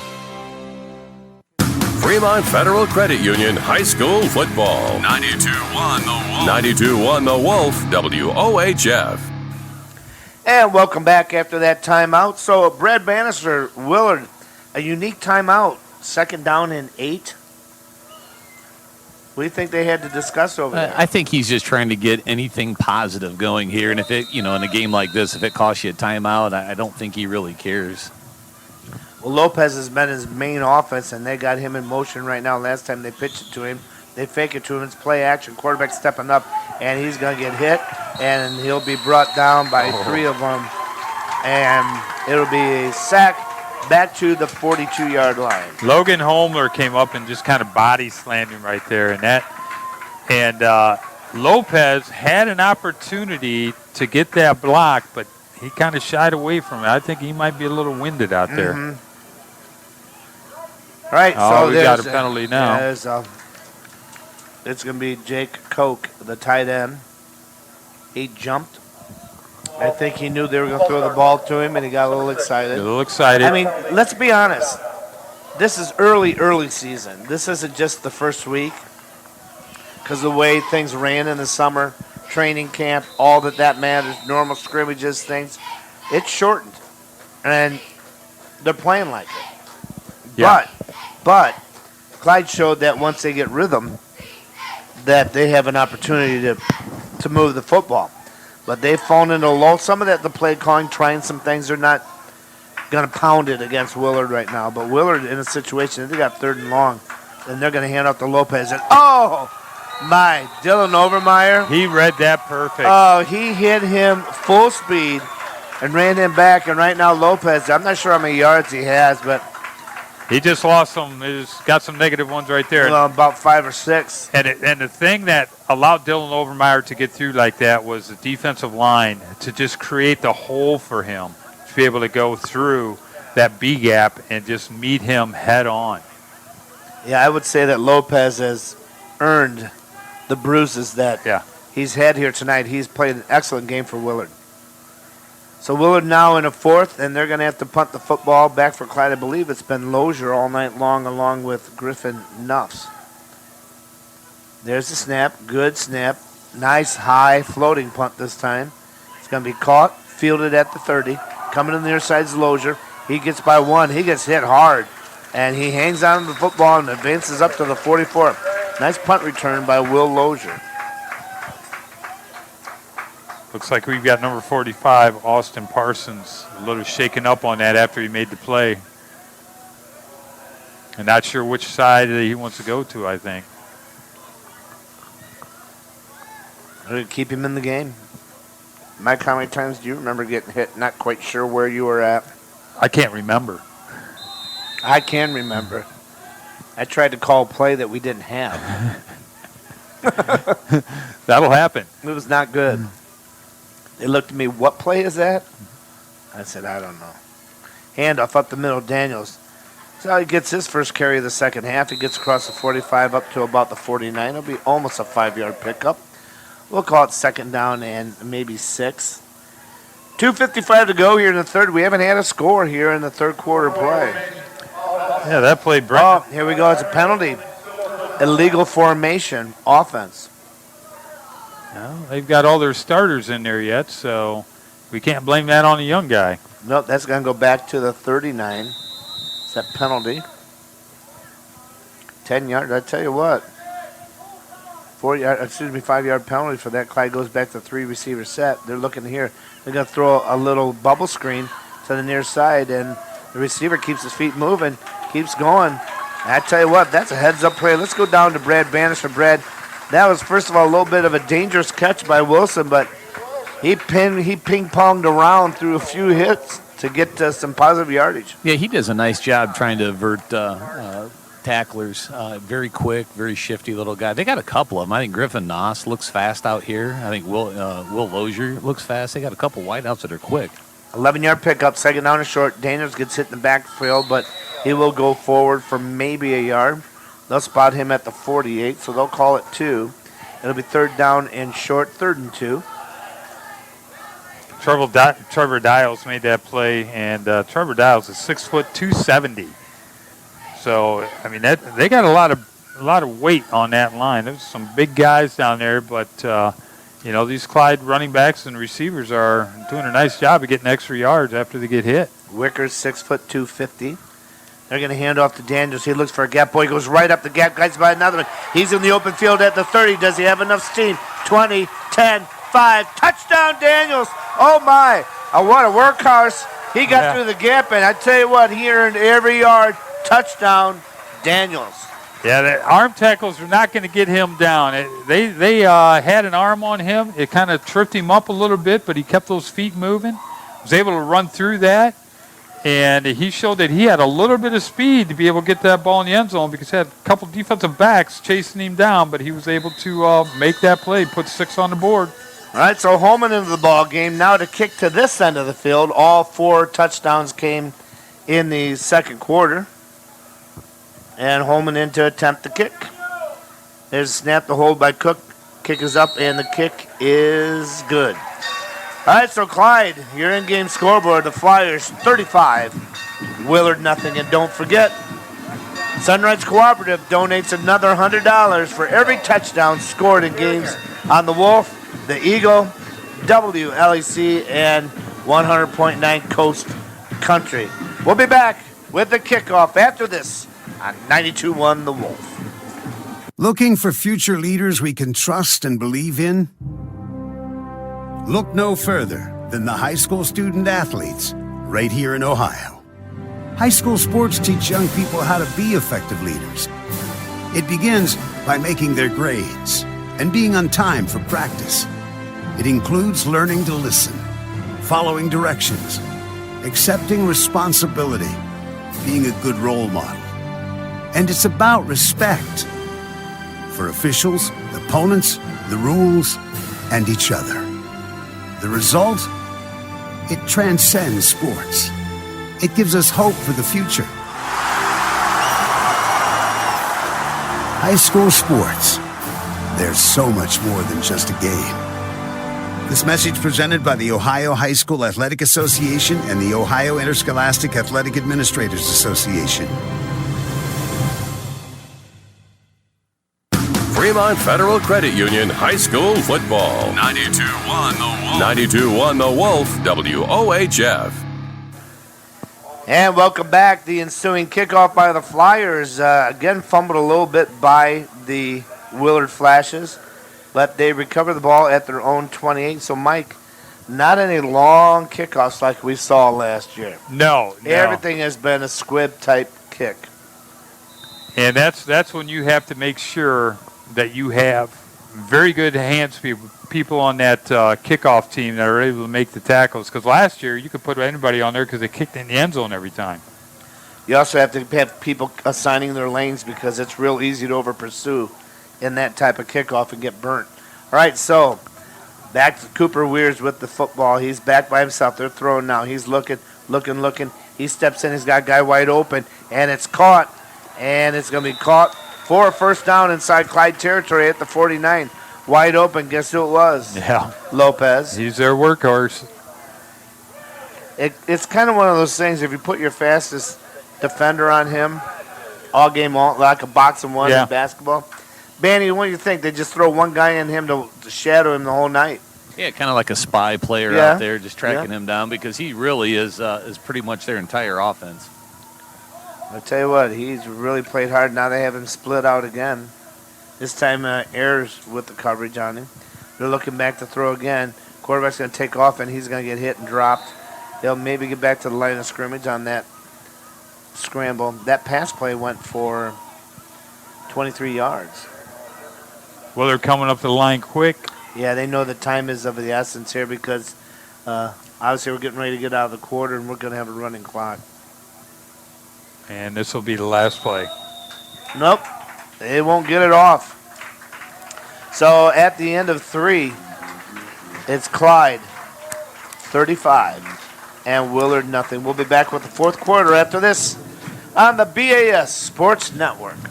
The Garrison Food and Spirits is open. The Garrison Beer Garden has the umbrellas out and tables are ready. Come out for great eats and refreshing drinks featuring barbecue and ribs, plus the regular menu. The Garrison also invites you to enjoy inside dining as well with social distancing. Come in for your favorite Garrison dishes. Open Monday through Thursday, 11 to 9, Friday and Saturday, 11 to 10, or order online at the-garrison.net, where classy meets casual. The Garrison Food and Spirits in historical downtown Fremont. Hi, I'm Sarah with Clyde Business Professional Association. Did you know that you can join for free in 2020?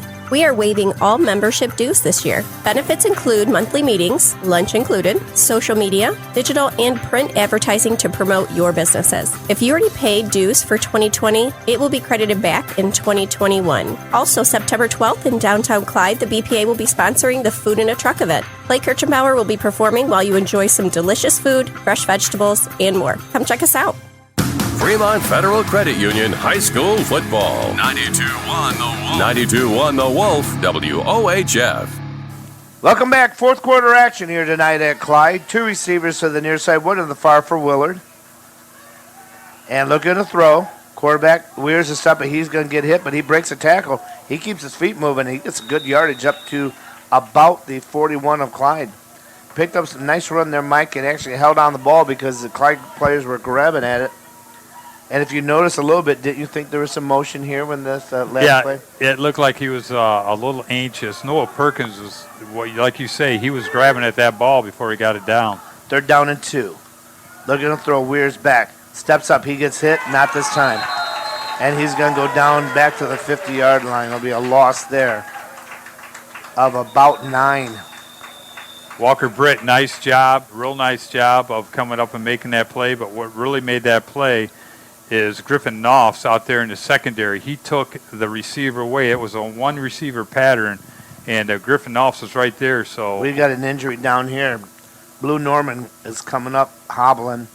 And on the other side, unrelated, is for Willard, Jake Koch is down on his back right now. So 2 players injured on the same play. Of course, that particular play, sacked back almost 9 yards. Well, they're going to spot it back at the 46, but really it was, I think they downed him right about the 49. And a little break for Will. They're going to have 4th down and 9, and Coach Carter out there looking in a little bit of concern.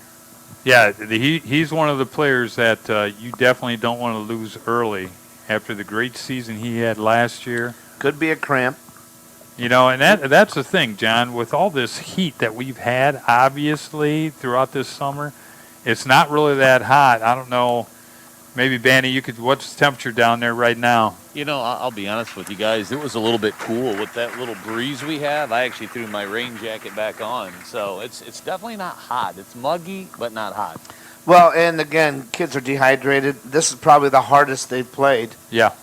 Yet. Yeah, because, when you're out practicing, you don't want to overstress the kids in the heat.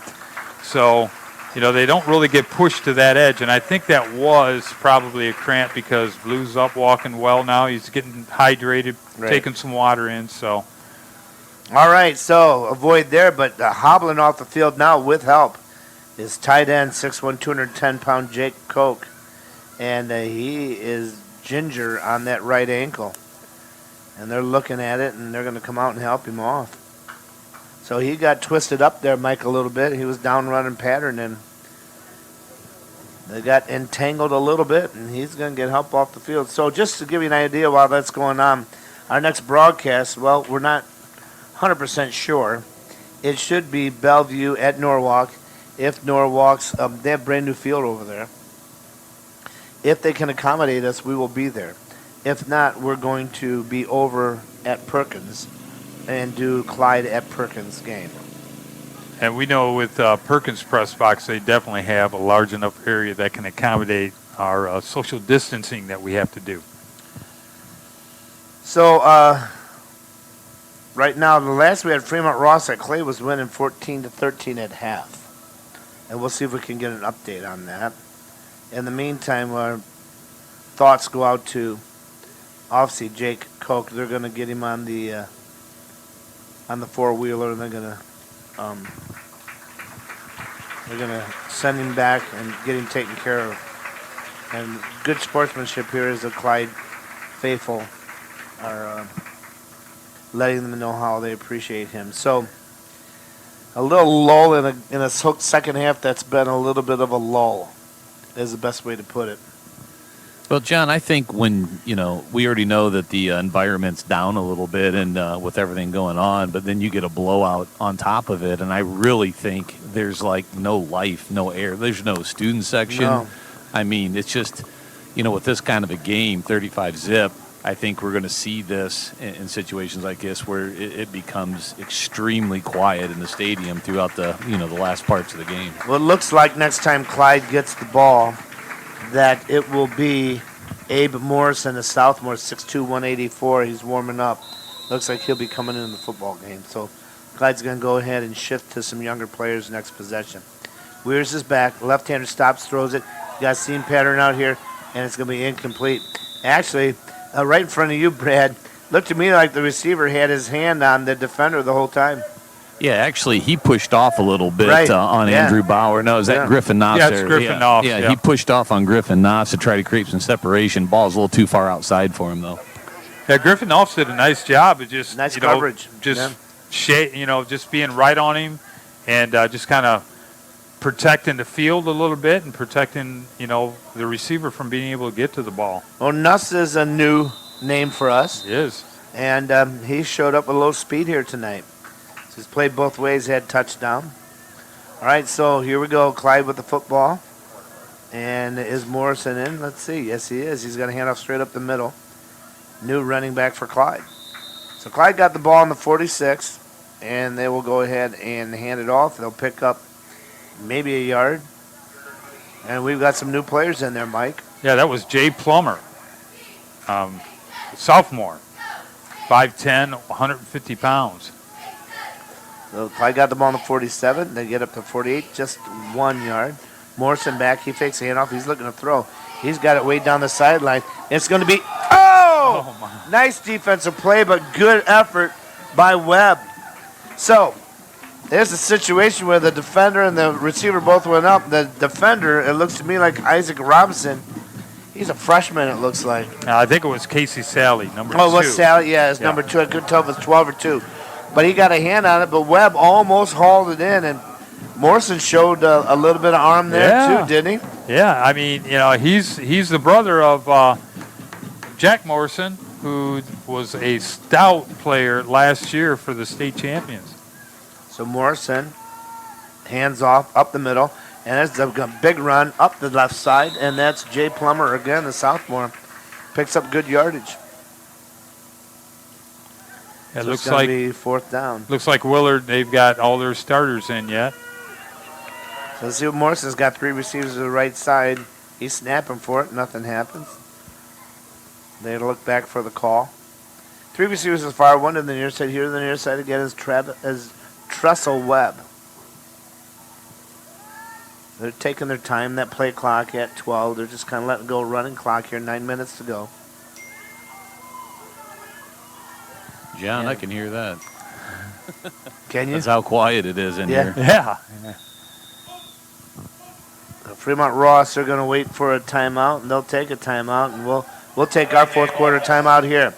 8:47 to go in this one. Clyde up 35-0. Just an update for you. Fremont Ross in the third, 21-14 over Clay, and we'll be back after this on 92.1 The Wolf. Hi, I'm Tony Camilleri, CEO of the Fremont Federal Credit Union. We are proud to again sponsor high school sports on Eagle 99, 92.1, The Wolf, and 100.9 Coast Country. Investing in our communities and our youth are what we're all about. We believe in people helping people. If you live, work, worship, volunteer, or attend school in Sandusky, Ottawa, and parts of Seneca and Wood counties, you're eligible to join us. Fremont Federal Credit Union, your hometown financial institution investing in your community. Visit us at fremontfcu.com. Membership eligibility required, federally insured by NCUA. Hi, it's Eagle 99 and 92.1 The Wolf Sports Director Kyle Knight for Athletic Supply in downtown Fremont. When it comes to outfitting the sports staff here at the radio station, we go to Juan and Athletic Supply. Athletic Supply offers us affordable prices on shirts and pullovers and handles all the custom embroidery. No matter what your sport, football, basketball, baseball, soccer, or volleyball, you'll find the equipment and clothing you need to make you look good and play good. So get in the game at Athletic Supply in downtown Fremont. Fremont Federal Credit Union High School Football. 92.1 The Wolf. 92.1 The Wolf, WOHF. As we get back to action, Clyde punts the football. Willard gets it, 1st and 10. And they're going to run up the middle. It's going to be, again, Lopez. He keeps his legs moving, gets the first down, picks up 11 all the way to the Clyde 38-yard line. Clyde still has quite a few of their starters left in there. Robbie Greenslade was on that play. It looks like they're switching up a few of the secondary players, but now Robbie's coming off now. 1st and 10. Moving right to left. At about their 39-yard line is where they're going to mark it. Willard with the ball. Weirs at quarterback. He's got Lopez to his right. He hands off Lopez up the middle. Boy, he's got a breakaway. He's going to turn the corner, and he could be on his way. He's at the 30, the 20, and he gets tackled from behind at about the 22, right in front of you, Brad Bannister. Yeah, he made a nice run down the sideline. You can see a little bit. He's still got a little bit of that speed from, but you know he's getting tired. But they made a nice carry out here on the right side. Yeah, Darian Ayers did a nice job of trying to strip that ball. Came up and tomahawked him from behind, and you know that's something that sometimes when that ball carrier's getting tired and he's holding that ball out a little bit, you can get that ball out. But at least he got him down, didn't let him get in the end zone. That's about a 40-yard run. He did come down hard on that ball, though, Mike. Man, he did take a good swing at that. 1st and 10 in the red zone. And the handoff to him again. Left side, he'll pick up about 3. Of course, our red zone sponsor, Fremont Floor Covering. And he'll pick up, we'll call it maybe about 3 yards. And they'll say it'll be 2nd down. A ball spotted at the 14. Now, Clyde is starting to make some changes on their defensive line. They're getting some fresh players in, some young guys getting a little experience.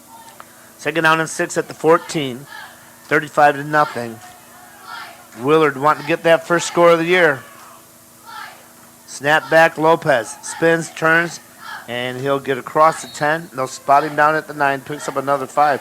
That gentleman could be heading towards a 200-yard game, Mike, especially with that big 40-yard run, and that's something to concern for the Clyde defense. It is. Well, you know, and that's something that with the younger guys in there, you're going to probably have some of that. But last year, Dario Lopez had a total of 210 yards on the season.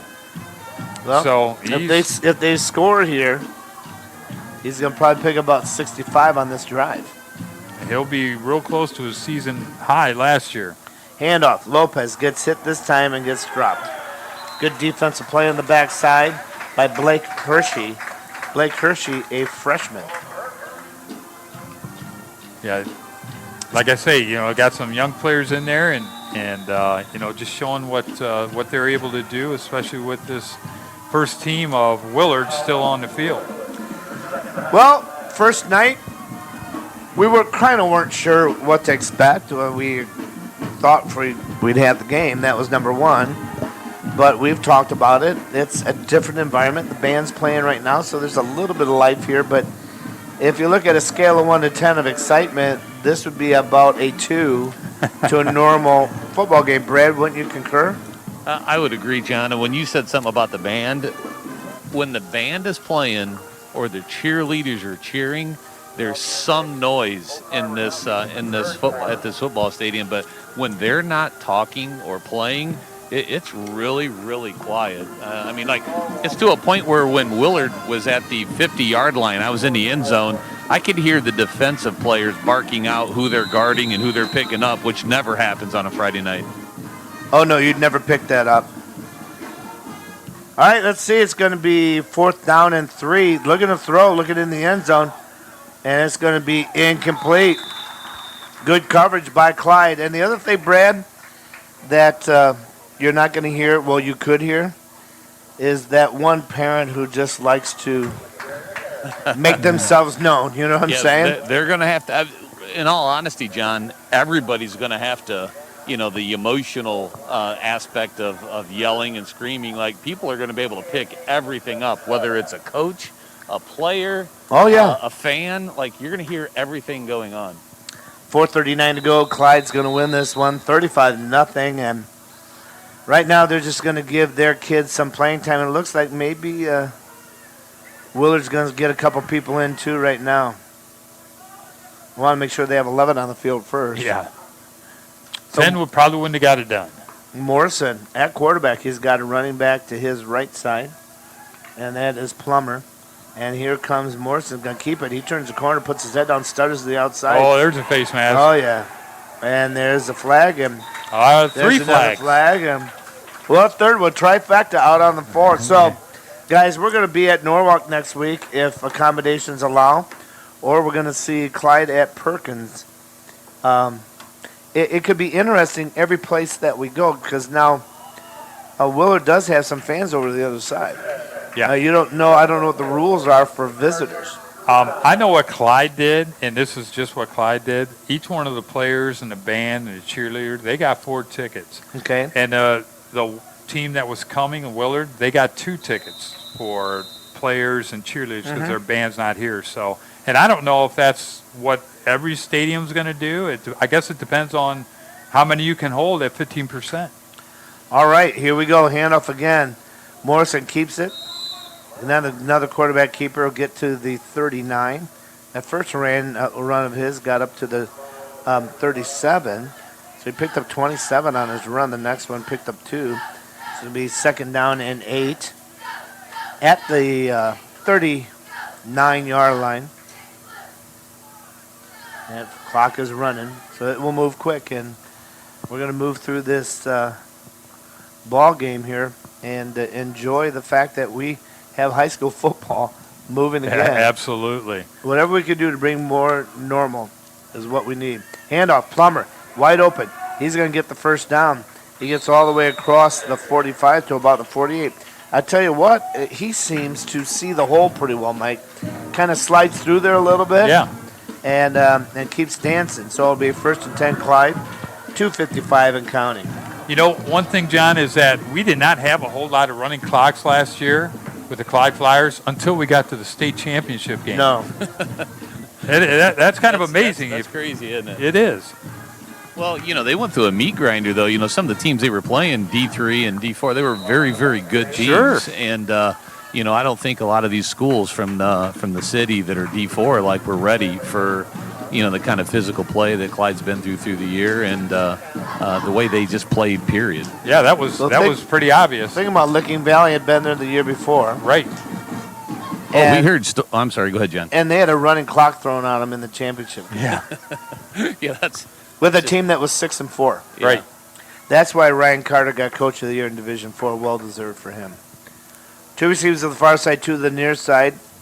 Let's look at Morrison. He's going to fake a handoff. It was a busted play, and he gets thrown for a loss back to the 45. Brad, back to you. Yeah, we were doing that Cincinnati-Wyoming game, John, and I heard stories from people that are down on the sideline talking about Wyoming's kids were coming off the field like, these guys are crazy. I mean, just something where, in a game of that level, you wouldn't expect to come off shocked of they're animals out there.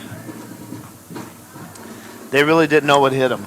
No, they did not. When Clyde took the first lead, it's like they just started tightening the vise.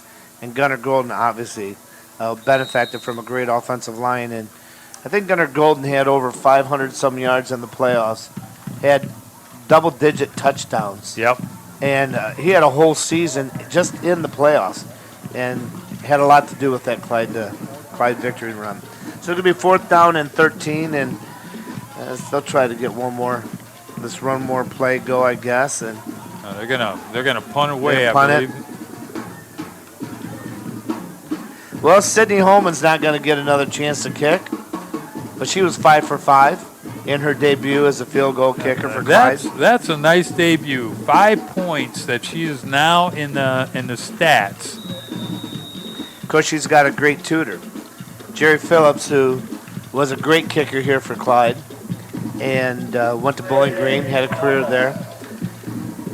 Jerry Phillips developed a lot of his skill out there on the dojo in Green Springs. He definitely did. I tell you what, you don't want to get in the way of his roundhouse. He got used to how to use that lower body and get his weight down and how to use it properly, and all of a sudden he's kicking off into the end zone, and good for them. There's the snap.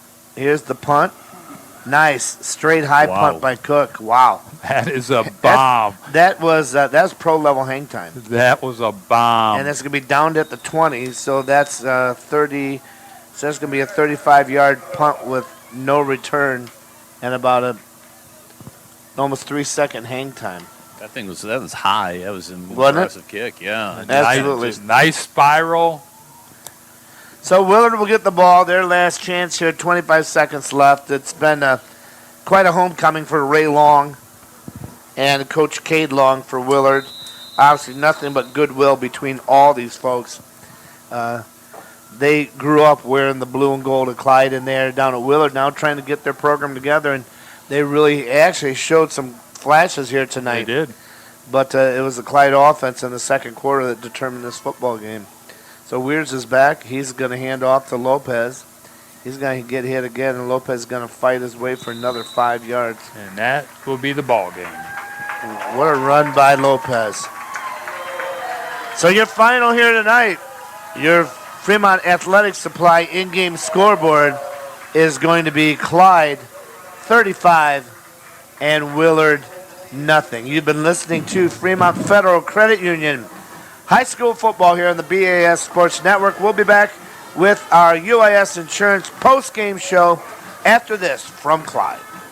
Crown Battery, locally owned and operated, is pleased to support tonight's teams and takes this time to wish them luck for a successful season. The staff at Crown Battery recognizes the importance of teamwork both in and out of the classroom. That is why everyone at Crown Battery is a proud sponsor of not only tonight's broadcast, but a proud sponsor and contributor to our community, its athletic programs, and its educational infrastructure. Good luck and thank you from all the staff at Crown Battery, supplying you power since 1926. Frickers has just what you want, everyday values. Monday, boneless frickin' chicken wings. Tuesday, traditional frickin' chicken wings. Wednesday, steak day at Frickers. Thursday, frickin' chicken chunks. Whether it's dine-in, carry-out, delivery, or order online at frickers.com. Everyday values are available at only one place. Dine-in, carry-out, delivery, and new at Frickers. Order online at frickers.com.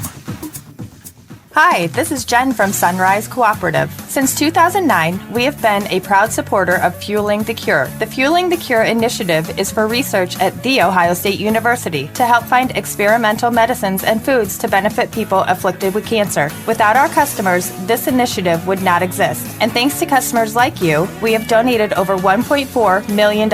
Every propane delivery is another dollar donated to the cause. Fueling the Cure with Sunrise Cooperative. Success grows here. You know, at Lottich & Sons Flooring America, they're really proud to be the place where friends send friends. And with all the challenges you're facing right now, they're doing everything they can to be a great friend to you. If you're planning on new floors for your family, they hope this can help. They'll take up to $1,000 off your flooring and add special financing too. It's a tough time right now, but at Lottich & Sons, they're here for you. Lottich & Sons Flooring America, 702 Stone Street, Fremont. Subject to credit approval, minimum monthly payments required. See dealer for details.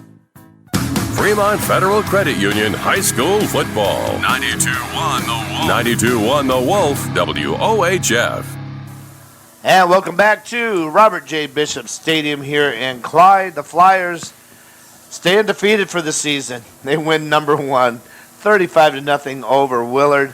Brad Bannister, let's find where you're at. Are you still down on the field? Yes, I'm still down here by the band under the goalpost. Do you have any chance at all to interview Coach Carter?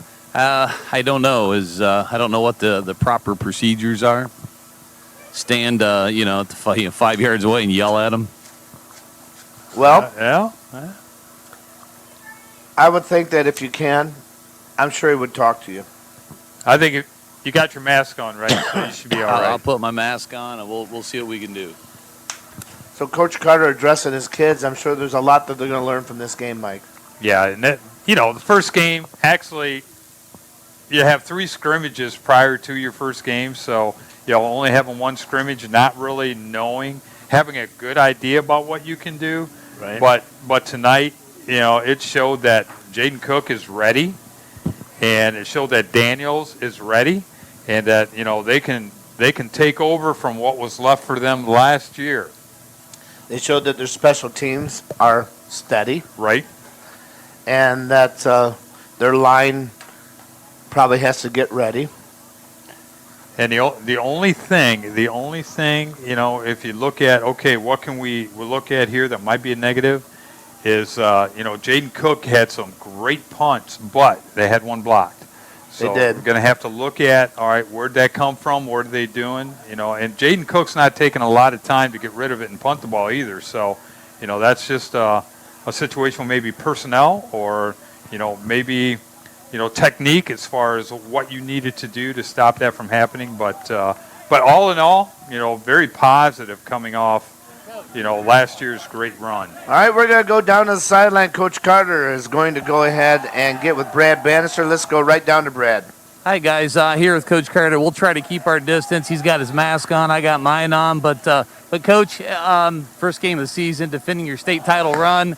A little slow start, lot to like as it kind of took play, as the game kind of progressed. Tell us a little bit about what you saw. I was happy all the way through. Even with the start, it was slow, but we had opportunities. We just didn't capitalize on all of them. And, stop, baby. And, it's one of those things where we had a lot of young players out here tonight and a lot of things that we need to learn from. And, I think we were able to do that. And it's going to be a work in progress, Brad. We got a lot of young kids and a lot of guys playing first-year football. So I was happy with our guys. We continually got better. We talked about it before the game. We didn't know much about them. We didn't have any film. We didn't know what they were going to run. So it was going to be a slow process. But I felt like we got after it there in the second quarter. Jaden Cook's first real, work under center. He's been hurt off and on. A little bit about what you thought with him passing and on his feet. I thought he did things very well. Like you said, we've been hurt for the last couple of years with him. He's a special talent, but I'd like to see him slide a little bit more, maybe get out of bounds a little bit more. But when you get a kid out there that's playing, you take what they give you. All right. Well, Coach, best of luck to you next week, and congrats on your first win of the season. Thanks, Brad. Appreciate it, guys. All right, that's Brad Bannister along with Ryan Carter as Clyde wins here today, 35-0. We'll take a timeout and come back, and we'll get some numbers and some scoring here as we move through our UIS Insurance and Investments post-game show. You heard this game. This is from Fremont Federal Credit Union High School football here tonight at the BAS Sports Network. Tonight's postgame show is brought to you by Frozone Frozen Yogurt, Tiffin's spot for premium frozen yogurt. We'll head back to the stadium after this on the BAS Sports Radio Network. Are you craving something sweet? Maybe salty? Check out Frozone in downtown Tiffin. It's a fun spot to meet up with family and friends. At Frozone, you can create your own masterpiece with 12 different flavors of frozen yogurts and more than 30 yummy toppings. Finish your creation off with hot fudge, caramel, or peanut butter sauce, and then dig in with our magical spoons. Frozone Frozen Yogurt, located at 114 South Washington Street in Tiffin. Open 7 days a week. Make sure to like and follow Frozone Tiffin on Facebook and Instagram. Crown Battery, locally owned and operated, is pleased to support tonight's teams and takes this time to wish them luck for a successful season. The staff at Crown Battery recognizes the importance of teamwork both in and out of the classroom. That is why everyone at Crown Battery is a proud sponsor of not only tonight's broadcast, but a proud sponsor and contributor to our community, its athletic programs, and its educational infrastructure. Good luck and thank you from all the staff at Crown Battery, supplying you power since 1926. We'll take you from where you are to where you wanna be. 'Cause radio works. The radio works. Radio's relationships and deep bonds with listeners in local markets from coast to coast provide communities and consumers with the personal relevance they crave. That's why radio works. To where you wanna be. 'Cause radio works. Radio works. Are you craving something sweet? Maybe salty? Check out Frozone in downtown Tiffin. It's a fun spot to meet up with family and friends. At Frozone, you can create your own masterpiece with 12 different flavors of frozen yogurts and more than 30 yummy toppings. Finish your creation off with hot fudge, caramel, or peanut butter sauce, and then dig in with our magical spoons. Frozone Frozen Yogurt, located at 114 South Washington Street in Tiffin. Open 7 days a week. Make sure to like and follow Frozone Tiffin on Facebook and Instagram. Fremont Federal Credit Union High School Football. 92-1 The Wolf. 92-1 The Wolf, WOHF. And welcome back in our post-game show. 35-0 Clyde with a shout-out here, week number 1. Update up in Toledo. Fremont Ross looks like they're going to move to maybe 1-0 themselves, 35-14 over Clay.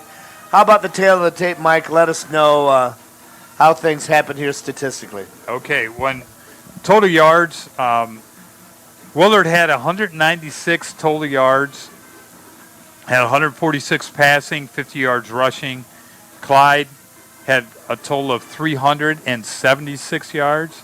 They had 235 rushing, 141 passing. You know, one thing of the first game of the season, you know, we kind of figured there'd be some penalties, and there were quite a few penalties tonight. Willard had 8 penalties for 56 yards.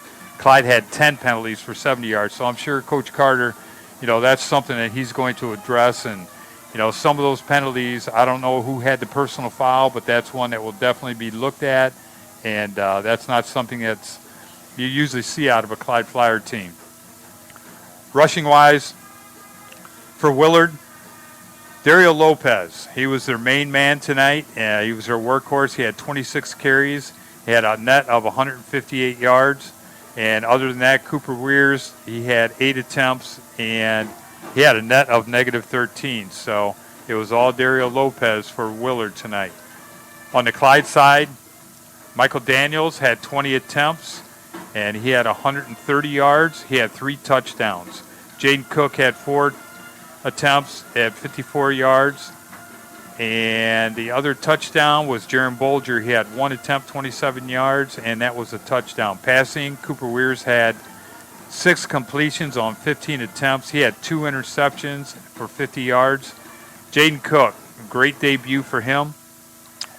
Wasn't quite 9 of 10, but he had 16 attempts, 10 completions, no interceptions, 141 yards, and 1 touchdown. Receiving, Dario Lopez had 2 catches for 26 yards. Trey Paxson had 2 catches for 22 yards. Passing, receiving for Clyde, Brady Wilson had 4 catches, 35 yards.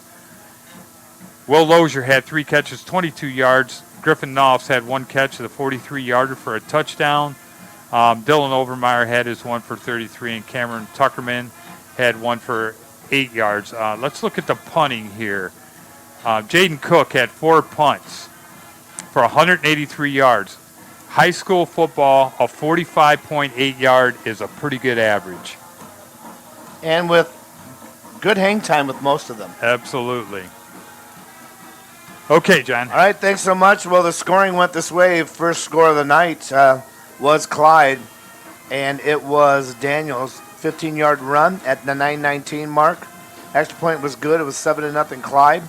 And the Flyers came back with their next possession. This is where Bolger had the 20. That was a nice run by Bolger. 26-yard cutback, touchdown. Extra point was good at the 3:02 mark.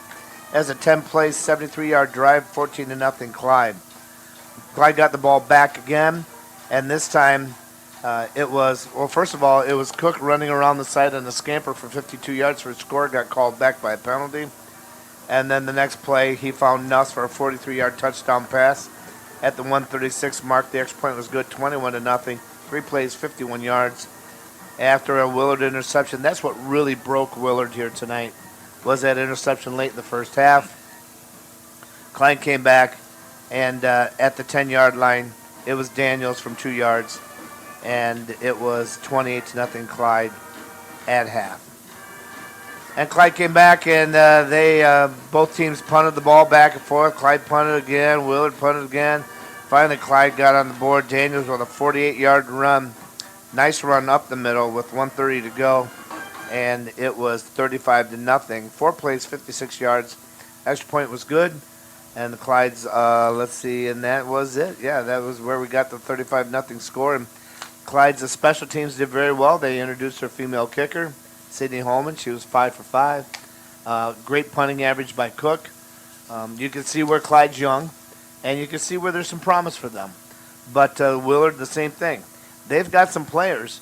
They just needed to get a little more continuity, and I suppose defensively they might be suspect to the pass a little bit more. We'll take a timeout. We'll come back and wrap it up. It's been a good first week here, and right now it is dead quiet.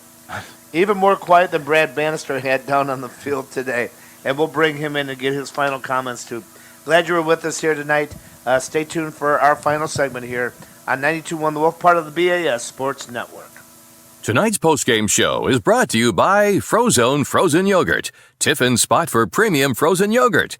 We'll head back to the stadium after this on the BAS Sports Radio Network. Are you craving something sweet? Maybe salty? Check out Frozone in downtown Tiffin. It's a fun spot to meet up with family and friends. At Frozone, you can create your own masterpiece with 12 different flavors of frozen yogurts and more than 30 yummy toppings. Finish your creation off with hot fudge, caramel, or peanut butter sauce, and then dig in with our magical spoons. Frozone Frozen Yogurt, located at 114 South Washington Street in Tiffin. Open 7 days a week. Make sure to like and follow Frozone Tiffin on Facebook and Instagram. Save big money on your next project with 11% off everything right now at Menards. Have power on your camping trips with generators from Briggs & Stratton. The Power Smart Inverter Generator is lightweight and has a 110cc engine. $444.11 after 11% off. Stop waiting and start saving with 11% off everything now at Menards. Prices are good until August 29th. Savings are a mail-in rebate. Some exclusions apply. See store for details. Save big money at Menards. Hi, I'm Tony Camilleri, CEO of the Fremont Federal Credit Union. We are proud to again sponsor high school sports on Eagle 99, 92.1, The Wolf, and 100.9 Coast Country. Your hometown financial institution investing in your community for over 70 years. If you live, work, worship, volunteer, or attend school in Sandusky, Ottawa, and parts of Seneca and Wood counties, you're eligible to join us. Visit us at fremontfcu.com. Membership eligibility required, federally insured by NCUA. Do you know what's going on with your insurance? Welty Insurance Group will give you a pain-free pandemic insurance checkup. Welty Insurance Group and Erie Insurance have coverage for home, life, auto, boats, motorcycles, and commercial. Get a quote you can trust and get a chance to win a gas card. Our family serving yours. Call Welty Insurance Group at 419-334-4477. Your Erie agents in Fremont, Tiffin, Fostoria, Cary, and Sandusky. And at weltyinsurance.com. Fremont Federal Credit Union High School Football. 92.1 The Wolf. 92.1 The Wolf, WOHF. All right, here we are wrapping it up. I do want to let you know that this game was brought to you by Fremont Federal Credit Union. UIS Insurance and Investments. As the lights are starting to shut off, we need to go. Holer Sheet Metal, Fremont Athletic Supply, Frickers, Weldy Insurance, Fremont Floor Covering, Eye Centers of Northwest Ohio, Sunrise Cooperative, Crown Battery, Friendship Food Stores, Lodge & Sons Flooring America. And we did owe another spot to Eye Centers of Northwest Ohio. Did you see that? That Clyde had a female kicker that went 5 for 5? So put your headset on, Mike Martin. So a good opening night for Clyde. A lot of rust out there. There's a lot to work on, but I'm sure they're happy with the win, and they're happy to move forward. So week number 1, we really didn't know what to expect, but at least we have an idea now what the environment's going to be like. Yeah, everything different, and, I am just so glad for these seniors after losing their spring last year, not being able to play anything, and I was pretty concerned that it was going to carry on into the fall. And I'm glad that our governor decided that, okay, we're going to go ahead and allow these kids to play. And